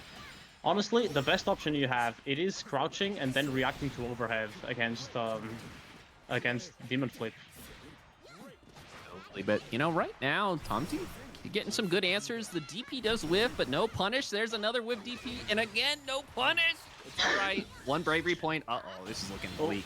This should be dead. Yeah. Yeah, no brave points left. That wake up SPA will kill. Yeah, I mean, we've seen Toppinger do it a lot, but in that scenario, I would have done the same thing, recognizing, okay, my opponent has no meter, has no bravery points. Like, if this works, I kill them. If it doesn't work, like, I don't die anyways, so good risk analysis there. And all of a sudden, Toppinger on set point. Ooh, nice jump on Toppinger. Nice setup from Rat Race, but didn't get any time for the jump. Oh, and gets caught by the command grab again. Toppinger really abusing that knowledge check right there. No neutral jump this time, but, you know, that could be a mistake. Tomsy finding some hits here, trying to set up that neutral, spending the meter just to make sure that they're maintaining that space. Oh, nice DP. Backwards hit, but an unfortunate drop right at the end. It was so close. They just needed to do the gunshot or any cancel the detonate and would have been the round. But, you know, Toppinger going to be moving on, clutching it out, going 3-0 versus Tomsy. Tomsy being eliminated here, tied for, I think, how does this work into top six? Is it fourth place, I guess? I guess it's fourth place, right? I think it's third. I'm not sure. Oh, yeah, it is fourth. It is fourth. Yeah. Yeah. But you know, good showing from Tomsy. Playing a character that's pretty difficult too, right? You know, lower representation, so that obviously means less knowledge of the character. It's also a higher execution character, even with the changes to, you know, changing inputs. You know, for charge characters, you can make the motion inputs special. I'm sorry, the simple input is obviously there, but it's a very technically demanding character, and they performed really well. Yeah. I think the only thing is that knowledge check. That knowledge check was so important. And honestly, a really good job in trying to avoid that demon flip in general. Now we're getting into Toppinger versus Gigi, a rematch from the first round. Now meeting in losers in loser finals. It's that pie. They're trying to get in for that top 2 position, but of course, you know, Toppinger making it really difficult for them. Gigi finding a hit though. Oh, nice parry. These players have played each other, so they have some mental stock already. They already kind of know how they like to play. So trying to read those options that they already know, their opponent is susceptible of going to... Oh, that GG recovers in time. Opportunity to get the kill there, but it's all right. Toppinger gonna DP. I'm sorry, Dreidry gonna get the DP and get the kill. Interesting note, like you mentioned, these 2 players played in Winterside top 6. They also played in one of the Swiss rounds. It did go Toppinger 3-1, so both players have been able to defeat each other. And now this is like the Shin final rematch. Winner goes on, loser goes home, goes to bed, whatever. Maybe go get some taquitos or something. Who knows? But right now, Toppinger starting off this aggression pretty strong. Goes for the low this time. We've seen the high and the throw every time, but doing the low is a good start too. Starting pressure here. Oh, nice block on the U hula hoop, but getting hit right after by that low. Oh, nice jump. Oh, just go for the throw. Doesn't work, but the command grab will. No conversion, unfortunately. That far M doesn't reach by only a little bit, though the 6XL will be enough to close out the round. Conversion, but it's all right. If it doesn't work, trying again, and it's working out good for Toppinger, tying this up actually. Oh, just go over the whip. So clutch. Uh-oh, now we're in the corner against GD. Gotta guess high-low. Good guess. Oh, nice jump. The U hula hoop, even on block, usually gets Fairy into a safe position, but jumping over it makes it so that you can keep up the pressure and sometimes even punish. And avoiding the vacuum entirely super critical. It has a deceptively huge vacuum, but right now Dreidry finding these answers. 100 meter is on deck from Toppinger. We might see SBA coming out here just to close that space, find a hit. It's spooky. Oh, the UGG will catch Toppinger trying to, I think they tried to roll that? No, they tried to U flip? Demon flip? Well, Well, trying to get over some option. They were spot dodging, right? Thinking maybe it was the 2-3-6 whip, but unfortunately, the old GG does punish that. You just gotta jump away or jump above. Even jumping forward's risky, right? Because Fairy can anti-air and then put you back in the old GG anyways.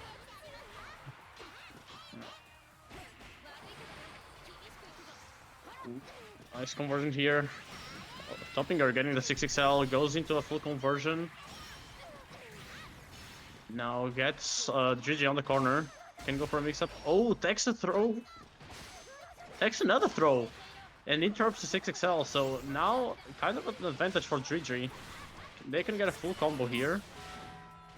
For the Have to safe go for the option. 50-50. Oh, you have to hold the block button there. The roll will catch you if you're not doing that.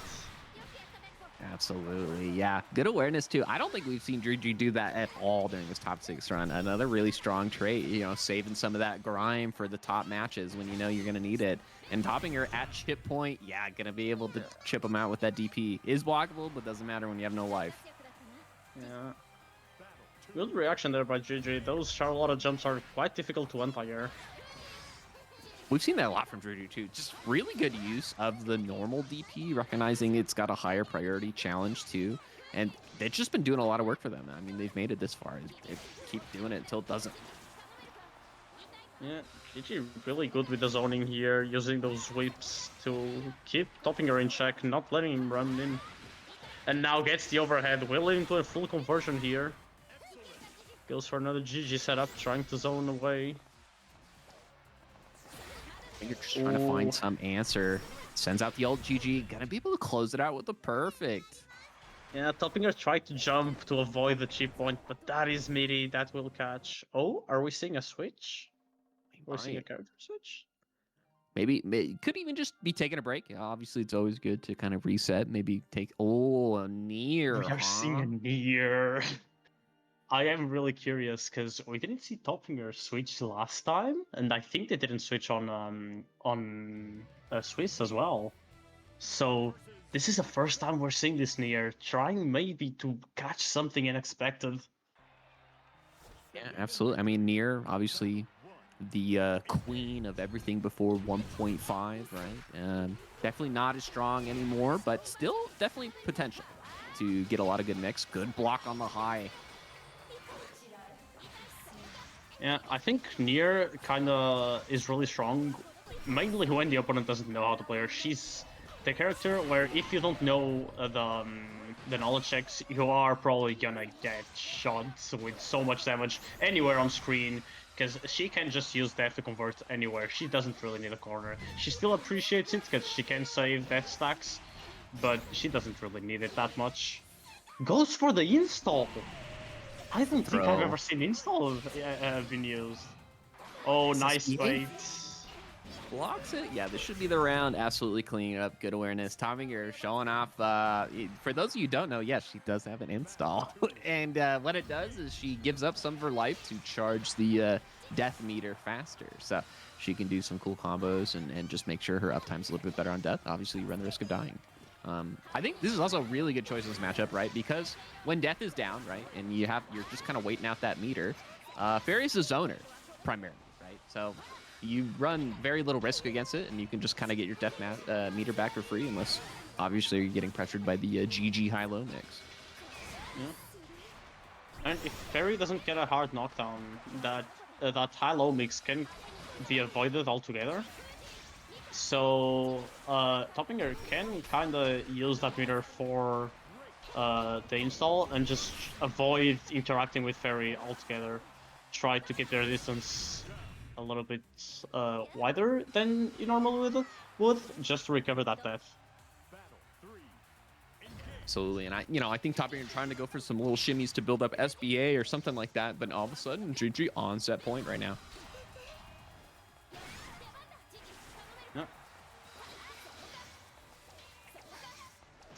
Again, just really good grounded gameplay. We haven't seen too much of the 2U lately, but they're really utilizing it in this matchup. I think it works really well. It challenges death. It's really active too, but right now, GG in the corner. Ooh, nice jump. We'll get a full conversion here. This is, I think, optimal for death recovery in corner combos. Gets a throw here. We'll use the meter for a setup. Oh, gets got by the VP. Oh, a nice jump throw. Nice reaction on the swing there. Man, taking a trick out of Sonic Fox's Silver Fox's toolbox. Tommy, you're staying alive here. Trying to throw the death out early, but gets challenged. Obviously, GG able to challenge the arcing really well. Was it just for me that death got stuck on the top of the screen, or? Yeah, she got pushed out because of the JU or whatever it is, right? So she just dies and hangs out there for a bit. Oh, doesn't wait the second BC this time. Last time did do 3 spot dodges. This time only did 1, and the BC will cancel the 236U because of it. Getting cut by a lot of pokes here. This is getting dangerous. The U spin can be cancelled, but if not cancelled, it can make it. Fairy can clear death there. Oh, nice block, nice bait. We'll get a full conversion here. Yeah, doesn't even need it, just the auto combo will kill. Yeah, that counter hit against a low life character. Both these characters, very low life. Nier, famously known for doing a lot of damage, even post nerfs. Like, she still does some good damage. She got to be risky and aware of that. Obviously, Juju making some calculated risks, thinking, okay, if I hit this, I win. If I don't, I die. I'll take that 50-50. Yep. Ooh, spin. Oh, tried to BC, but unfortunately the option was a little slower. Wasn't the pull. That is the fastest option. Decides to go for the slashes instead. Try and keep GG blocking. That was an unblockable setup if GG recognized it. Fortunately, not there. You know, had to opt into, I think 66H would be the unblockable, right? And then you get the side switch too and all that cool stuff. Yeah. Uh-oh, gonna go for the install again. I mean, life doesn't matter anyways. Yeah, you're already Just in don't one get touch hit. range. Yeah, but the fire heavy will do it. Yeah, and again, Dredri here on set point again. But of course, Top Eater does have that one round, so maybe you can clutch it out and bring it to game 5. Ooh, nice charge 5U, recovers a lot of the death stacks, the death timer here. Going for straight pressure, just solid pressure here. 5U, try to cancel into another thing, but unfortunately the VC will catch.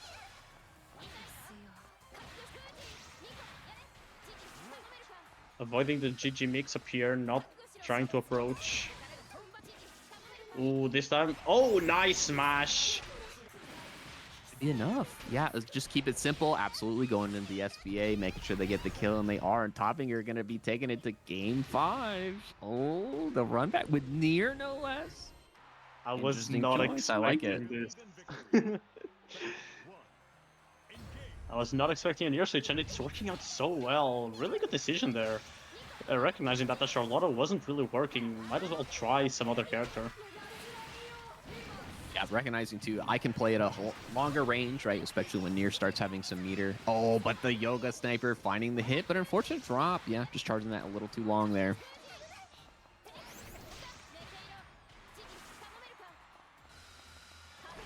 Oh, nice poke here. Goes for the Beyblade.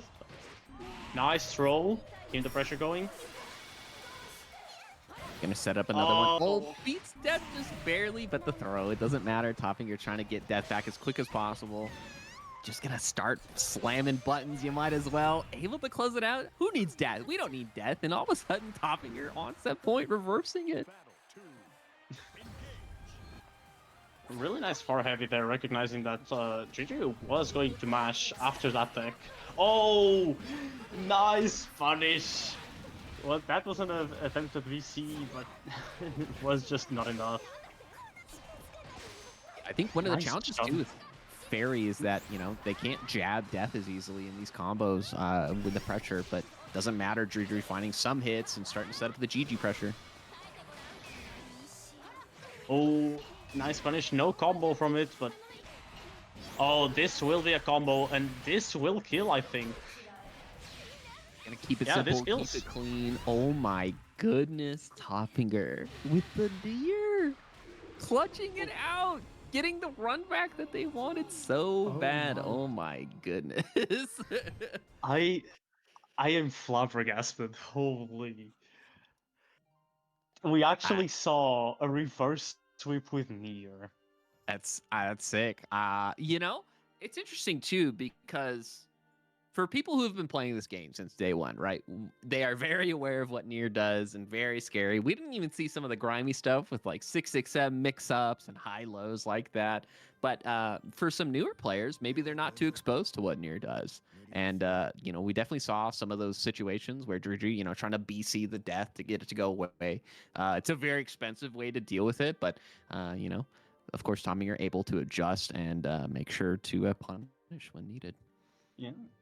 Really nice adaptation there from Toppinger. Like the recognition, Charlotte isn't working, let me try Nier. And even during the Nier matchup, recognizing that a lot of times Dredri was trying to BC some of the F options, delaying them even by a little bit or choosing slower options, catching those raging strikes that come out instead of BC. That was so clutch in those situations. Yeah, and like let's not, you know, forget that Dredri every single game, like even against Nier, was going to game 3. So it could have totally went the other way, and it was just a matter of circumstance and trying to deal with the death. Obviously, a little bit more practice against the matchup is super critical. I think maybe sending out that old GG more to deal with death and try to get those hits going. It's a little tricky, obviously, but you know, once you start getting that loopings that play up a little bit more, I think Nier's gonna have a hard time.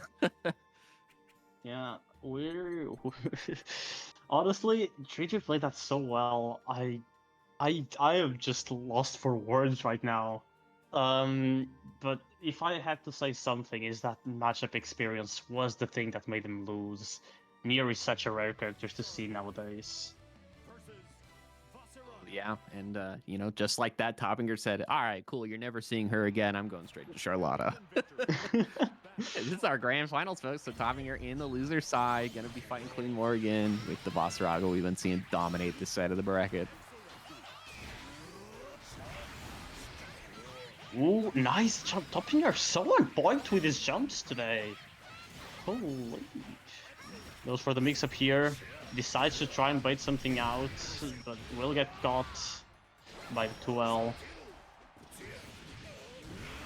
Yeah, we've seen Queen, you know, play very reserved when if the resources are not in their favor. Is this a safe jab? It absolutely is. This is going to be probably a good Charlotta, right? Ooh, just button SBA. Thank you. Thank you. Heard the advice. Not going for another jump combo before to kill instead. Yeah, it's so tricky, right? You know, Boss does so much damage, but you know, it pays the SBA sometimes. Oh, get challenge the EX, whatever that was. Doesn't matter though. Queen doing really good, setting up this armor. Oh, tries to go for the EX fireball, but the jump in does dodge it and gets a punish because of it. Oh, nice block. Goes for the 2L, it is a punish, and decides to go for the run-up throw. More comfortably in the head. Puts Queen... Oh, this is game, okay. This is Charlotta's such fast-paced gameplay. I'm struggling to even keep up. Yeah, I mean, she's a slippery one, right? And she's doing a great job of abusing the fact that Basra's anti-air, it is good, and you do die if you get hit by it, but man, is it slow. Especially if you don't have armor, good luck. But right now, Queen just trying to reset that neutral, maintain that armor pressure.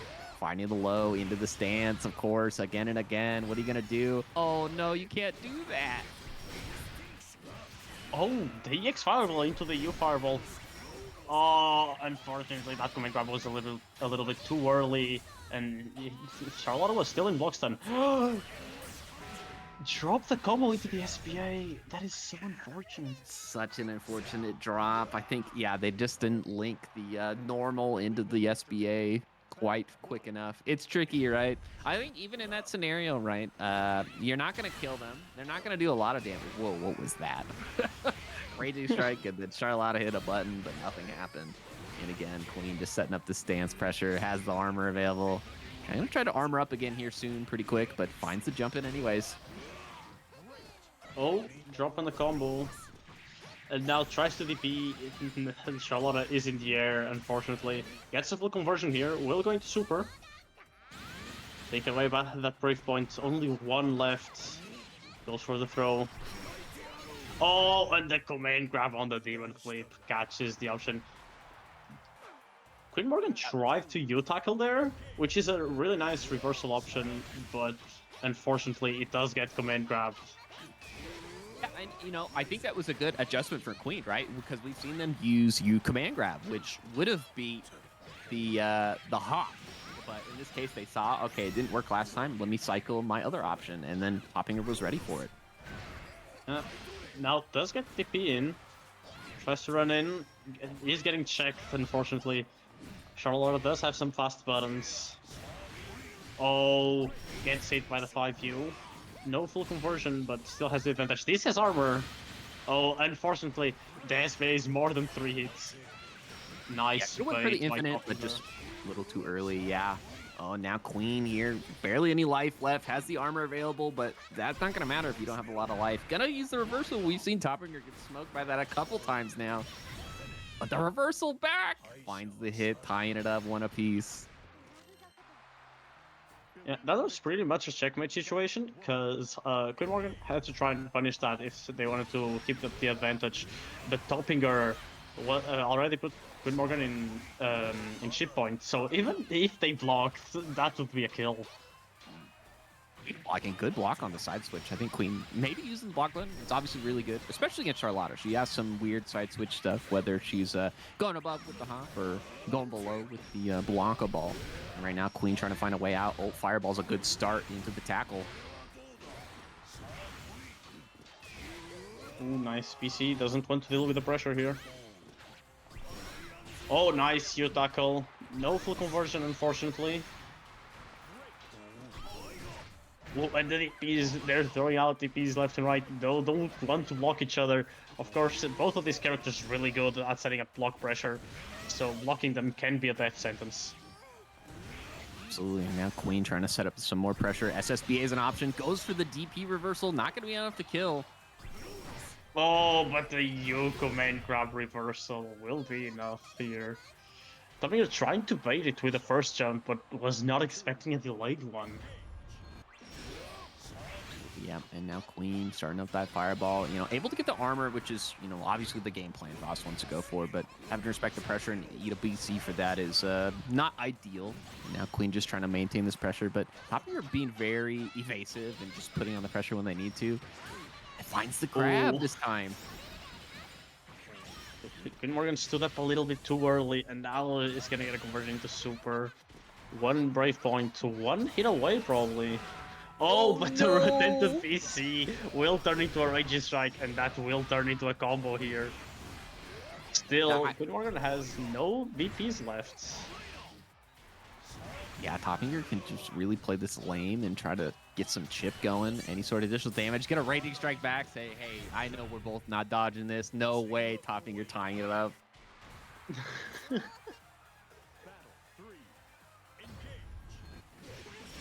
Ooh, nice conversion here. Getting at the safe armor. Will not be able to refresh it safely? They will. They got the jump medium. That is enough. I've seen Topinger go a lot for these close range jumps, and I would like to see Queen Morgan try to untire those on reaction a little bit more. But still, it is pretty tricky. Charlotta does fall really fast. Do the low off of the stance. Topinger trying to make something happen. Finds the ult tackle anyways. Oh, but a reversal back. Queen looking pretty bleak. Finds the throw, but 50 meter on the board for Topinger. What are we gonna do? Ooh, nice armor. But if this keeps going, even if it's a hard armor hit, yeah, it will be enough to kill. Armor does make so you don't take block stun, but it's still you still take that damage. And Topinger recognizing that even if it was an armored hit, it would kill with the X-Ball. Absolutely, and Topinger going up 2-1. One game away from resetting the bracket here. Oh, that is minus. The light one is a frame trap, but it is minus. It is safe, but you can take your turn after it. Yeah, you know, it's tricky, right? Because we have seen Topinger represent reversals a lot, too. So even on minus frames, you know, it's like, is it really my turn? I don't know. Finds a sweep into the armor. Oh, boy, this could be brutal for Topinger. Medium tackle. Oh, EO Fireball here will be enough. Sets up into H tackle, into the stack. And this is a combo. Ooh, almost dropped it, but Topinger didn't block the second Fireball. So let's call that a reset instead of a drop. Yeah, it was a tricky reset. You can't roll the Fireball, so it's pretty strong. But you know, Queen all of a sudden here, tying up this round count, trying to move on. Keep things going. Topinger having a little trouble getting in this time, but finds the jump in. Topinger really nice with those jumping timers. Catching a lot of the times, Queen Morgan trying to walk, and maybe we'll see some adaptation. But for now, Queen Morgan walking a lot in neutral, and Topinger really liking to jump on those. Just two block shoulder tackles puts Topinger in a really disadvantaged spot, but it's all right. Topinger does not believe in fear. Finds another Raging Strike saying, hey, you have no diamonds, bro. You're getting hit by this. And this should be a kill as long as we don't drop. And it is Topinger one round away from resetting the bracket. Yeah, and now it is a kind of a climb back for Queen Morgan, because of course you don't want the bracket to reset. You don't want the Topinger to go into the second part of Grand Finals with that advantage on tempo. So you kind of have to win here, but it's such a long climb. Trying to go for an anti-air, but yeah, gonna find the ult tackle reversal anyways and armor up immediately, just saying, hey, I don't want to respect any of this anymore. Uh-oh, not looking good though. Topinger trying to find their way in. Gonna go for the double armor, finds the confirm this time. Oh, another U fireball, but doesn't have the tackle to follow it up this time. This will Shoot. kill. Oh no, One Bosrock is a healthy HP. boy. Ah, no Oh. way. Toppinger resets the bracket. I cannot believe that whipped. The It's Yuko good, Mega but was a not little that bit too far good. away. Yeah, a little bit too far away. It does struggle with reach since it is a command grab reversal. But, We're seeing a bracket reset. Yeah, and good awareness to just kind of go back, chill. Queen not readying up yet. Gotta refocus your Quan. It's all good. Yeah, Gonna still but queue we're up the seeing- boss. We're seeing Toppinger claw their way out of loser side, losing on the first round, winning everything after that 3-0 until loser finals, where they reverse sweep with a Nier nonetheless, and now in grand finals resetting 3-1, getting all that tempo advantage. Let's see what the second half of grand finals holds for us. Queen's starting off with a lot of aggression, recognizing, all right, maybe I gotta just get this little thing to stop moving so much. Get the hit, and then I'll armor up. Ooh, try the anti-air, but yeah, unfortunately just a little too slow. Toppinger ready for it, but gonna find the throw anyways. Once again, jumping on that wall. It is happening a lot, and Queen Morgan has been opting a lot for that low option, so not really getting anti-airs with it. Toppinger able to secure this first round here in this reset. A lot of just maintaining that pressure. Queen trying to armor up. Oh, good punish, and didn't even get the armor. So Queen definitely on the back foot with that BC, no less. Two BCs down. Oh no, we're losing a lot of life immediately. Yeah, Queen Morgan has to realize that Toppinger is favoring that jump option a lot and starting to do 2H instead of just jump mediums, because jump medium is a good option but can't contest if they just block. Ooh, nice anti-air now. Listening to the advice, kinda. I was just saying that Queen Morgan had to use those light follow-ups to anti-air, and they just did and got 2 in a row, and that was enough to close out the round, stopping the Charlotta from approaching, stopping Topinger's game plan. Absolutely. I don't know if that counts as coaching, but Queen able to adjust slightly and start changing up the game plan. One of the really good things too about the anti-air stance ender is that it's so fast. So even if the opponent's crouching, sometimes they're just not ready to react to it. Yeah. Oh, gets a full combo here. We'll go for it. Oh, doesn't block high. Unfortunate.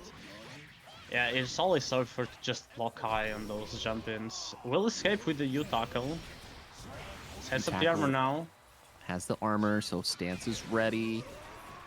Gonna try to bait something, maybe a DP. Has 100 meter too, so... Oh, tries to go for throw, but yeah, this should be enough. And Toppinger taking the first game in our reset. Uh-oh. Has Toppinger got all the steam available to them and they're gonna cash out early? I think Queen Morgan has to be a little bit more patient. I think they're trying to predict a lot what Toppinger's gonna do instead of playing reactive. And Toppinger's just kind of abusing that, mixing up their options a lot. Yeah, and I mean, it's tricky, right? You gotta be more patient, but it's also Charlotta who is the epitome of not patient. Yeah. Those jump-ins are really doing a lot of wonders too for Toppinger. We've seen a couple times Queen trying to go for a button tech OS, fuzzy mash. Uh-oh, another throw. This should be the round as long as we clutch it out here. Absolutely. Oh, really nice conversion there. Yeah, you have to crouch that demon flip. You just can't stay up. Because both the low and the command grab lead into a combo. So even if you do have to choose something to get hit by that overhead. Just crouch it. Yeah, and I mean, we really haven't seen Toppinger do it too much either, right? We haven't seen them loop the hop into high multiple times or anything, just because the command grab's been working out so well. Speaking of working out, oh my gosh, Queen getting a nice conversion. No bravery points left, so additional damage on the board. I'm not sure that was the right choice to spend all of those bravery points, but at this point, Toppinger is so low. Oh, nice dodge on the Raging Strike. I think that was a mind game by Queen Morgan. recognizing that Toppinger really likes to go for the Revelation Strike and their opponent has 0 BP. So Queen Morgan spending all those Brave points, trying to bait the Raging Strike, so ready for it and dodging it so early, getting the full punish there and closing out the round with it. Good awareness too. I mean, that's an insane strat. Purposely spend your BP so you can spot dodge Rating Strike. It's a secret buff in this game you get, but Queen, you know, ready for it this time. So now they have to be aware of when they have one bravery point, and if they got to be ready for that spot dodge. Toppinger are just kind of getting smoked right now by these big normals, but finding their way in, forcing the BC early. Oh, no conversion off of the fireball. This is a safe jab.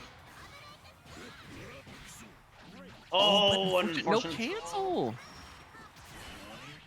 Blocked low, but Toppinger was a little bit more patient with it. Tried to BC, but Toppinger just waiting there.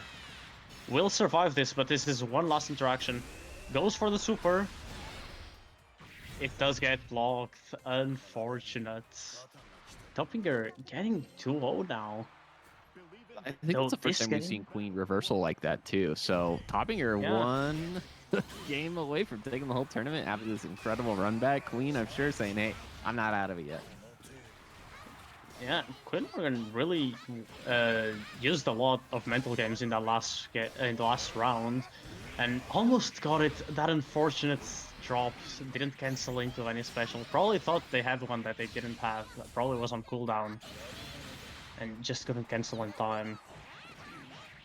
Oh, Absolutely. this will be round, and now Toppinger in tournament points. Tournament point. Toppinger trying to say, "Hey, I don't want you to breathe at all. I'm trying to snuff out any sort of armor attempts here." Queen BCing immediately doesn't want to deal with this pressure. Does find the armor though, and again, being able to re-armor is so critical. Yeah. Ooh, those jumpings are getting trickier by Toppinger. Morgan does have to start reacting to them eventually. I think that's what's causing the most losses in those interactions. Oh, you have to mash a little earlier. If Charlotta goes down and doesn't immediately do the low, she was trying to do the command grab and didn't work. Oh, nice mash this time. Yeah, it's one thing we haven't really considered, right? Because Vasaraga is a bigger character, right? You might be able to jab check the flip a little bit easier, but uh-oh, it looks like it's not going to matter. Toppinger with the reverse sweep, gonna be taking it. Oh my goodness, in a 3-0 fashion. Yeah, the tempo on Toppinger's side was so crucial. Losing that first round and then never losing again. Yeah, well, all gassed up. Is that true? Yeah, I mean, Dredri really brought it, right? They were able to force a switch to the near, right? So the Charlotta didn't work out there, but, you know, pushing all that way and able to clutch it out so strong. So strong. So big ups to Toppinger for winning it there. Of course, Queen Morgan getting second place. Really strong showing, really dominant. Obviously, slower characters do have a little bit of struggle against these really aggressive rushdown characters, and Toppinger really able to kind of capitalize on that weakness. And then, of course, Dredri getting third. If I'm not mistaken, I think a couple of our top 3 placements, this is their first time signing up, if I'm not mistaken. I don't think I've ever seen Toppinger here before. I think I've saw Dredri on the server. Not sure if they played on bracket last time. But I am pretty sure I've never seen Toppinger before. Queen Morgan has been a staple of the bracket. Really good Vasaraga, showing every single week, I think, how strong they are. Absolutely, yeah. I mean, good running to all the participants, and of course, you know, thank you everyone who did play in the Swiss rounds. I think this tournament's really cool because it's showing that there's still some beginner interest in Grand Blue. And I was looking at some of the Steam stats. I'm sure you've heard the discourse. The most popular time for Grand Blue is mostly like EU friendly time zones. It's like 7 a.m. for me. Nobody's playing Grand Blue that early in America. 10 a.m. on the East Coast. So, you know, it's right around like people get out of work in the EU time, and, you know, Japan at night, of course. So it's really cool to see that the most popular time is then. So EU scene still going really strong. You guys got Evo next week. Oh my gosh, that's next week or 2 weeks? 2 weeks. No, next. But I mean, no, like this next weekend. oh, I thought it was the 18th. No, it's on the 11th and 12th. Oh my gosh, yeah. So you guys got your first Evo too, as a local Evo goer, because it's only Yeah. a 4-hour drive for me. Like, enjoy it, right? It's gonna be so fun. For those of you who maybe didn't sign up, I implore you to spectate, root on your fellow players, your fellow countrymen. That's so cool about EUs that you got your EU organization and able to go to different countries. So check it out. You know, maybe go next year, because I think they are saying, yep, it's going to be available next year too. So, but yeah, it's really cool to see Grand Blue thriving really well in the EU scene. Yeah.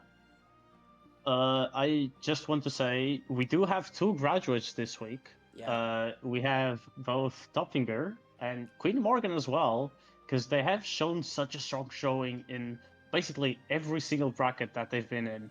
So they are going to graduate this week as well, and I want to direct them into the EU server for basically the official EU server for Granblue, which is Promenade. A lot of tournaments are hosted there. A lot of tournaments are kind of I forgot the word. A lot of people put tournaments there, announce their tournaments there. So if you want my personal recommendation, we have Dunkin' Eeps by our lovely Tio Nayu. I don't know who that guy is. Never heard of. So since you've graduated at the beginning bracket, don't stop playing in tournaments. Go into the other ones. Show what you're made of in those more competitive brackets. And keep on improving. Yeah. And so with this, I think we can start to like close off the training ground here. It was a very nice little session for once. We didn't have a lot of like connection issues because the last 2 were like kind of chaotic. So, unless you two have anything else to add. Nah, man, just support your locals, even if your locals are online. Like, support it, support players. Obviously, this tournament's kind of unique because it's a tournament designed on improving as a player. So, if you have the advice, of course, give it, and help your fellow players. Yeah. I just have one more thing I forgot to say before. Going to Promenade and use beginner matchmaking. Yes, Please. do. It's there for a reason. People don't use it, so like, I mean, whatever. I can't remember people, but I'm not sure people will start using it anyway, but a reminder is always a reminder. So, with all of that said, thank you all for joining. There won't be a beginner bracket next week because it's Evo, and since we're technically bi-weekly, we'll be doing another version of this in 3 weeks. So sign-ups will be coming out way later.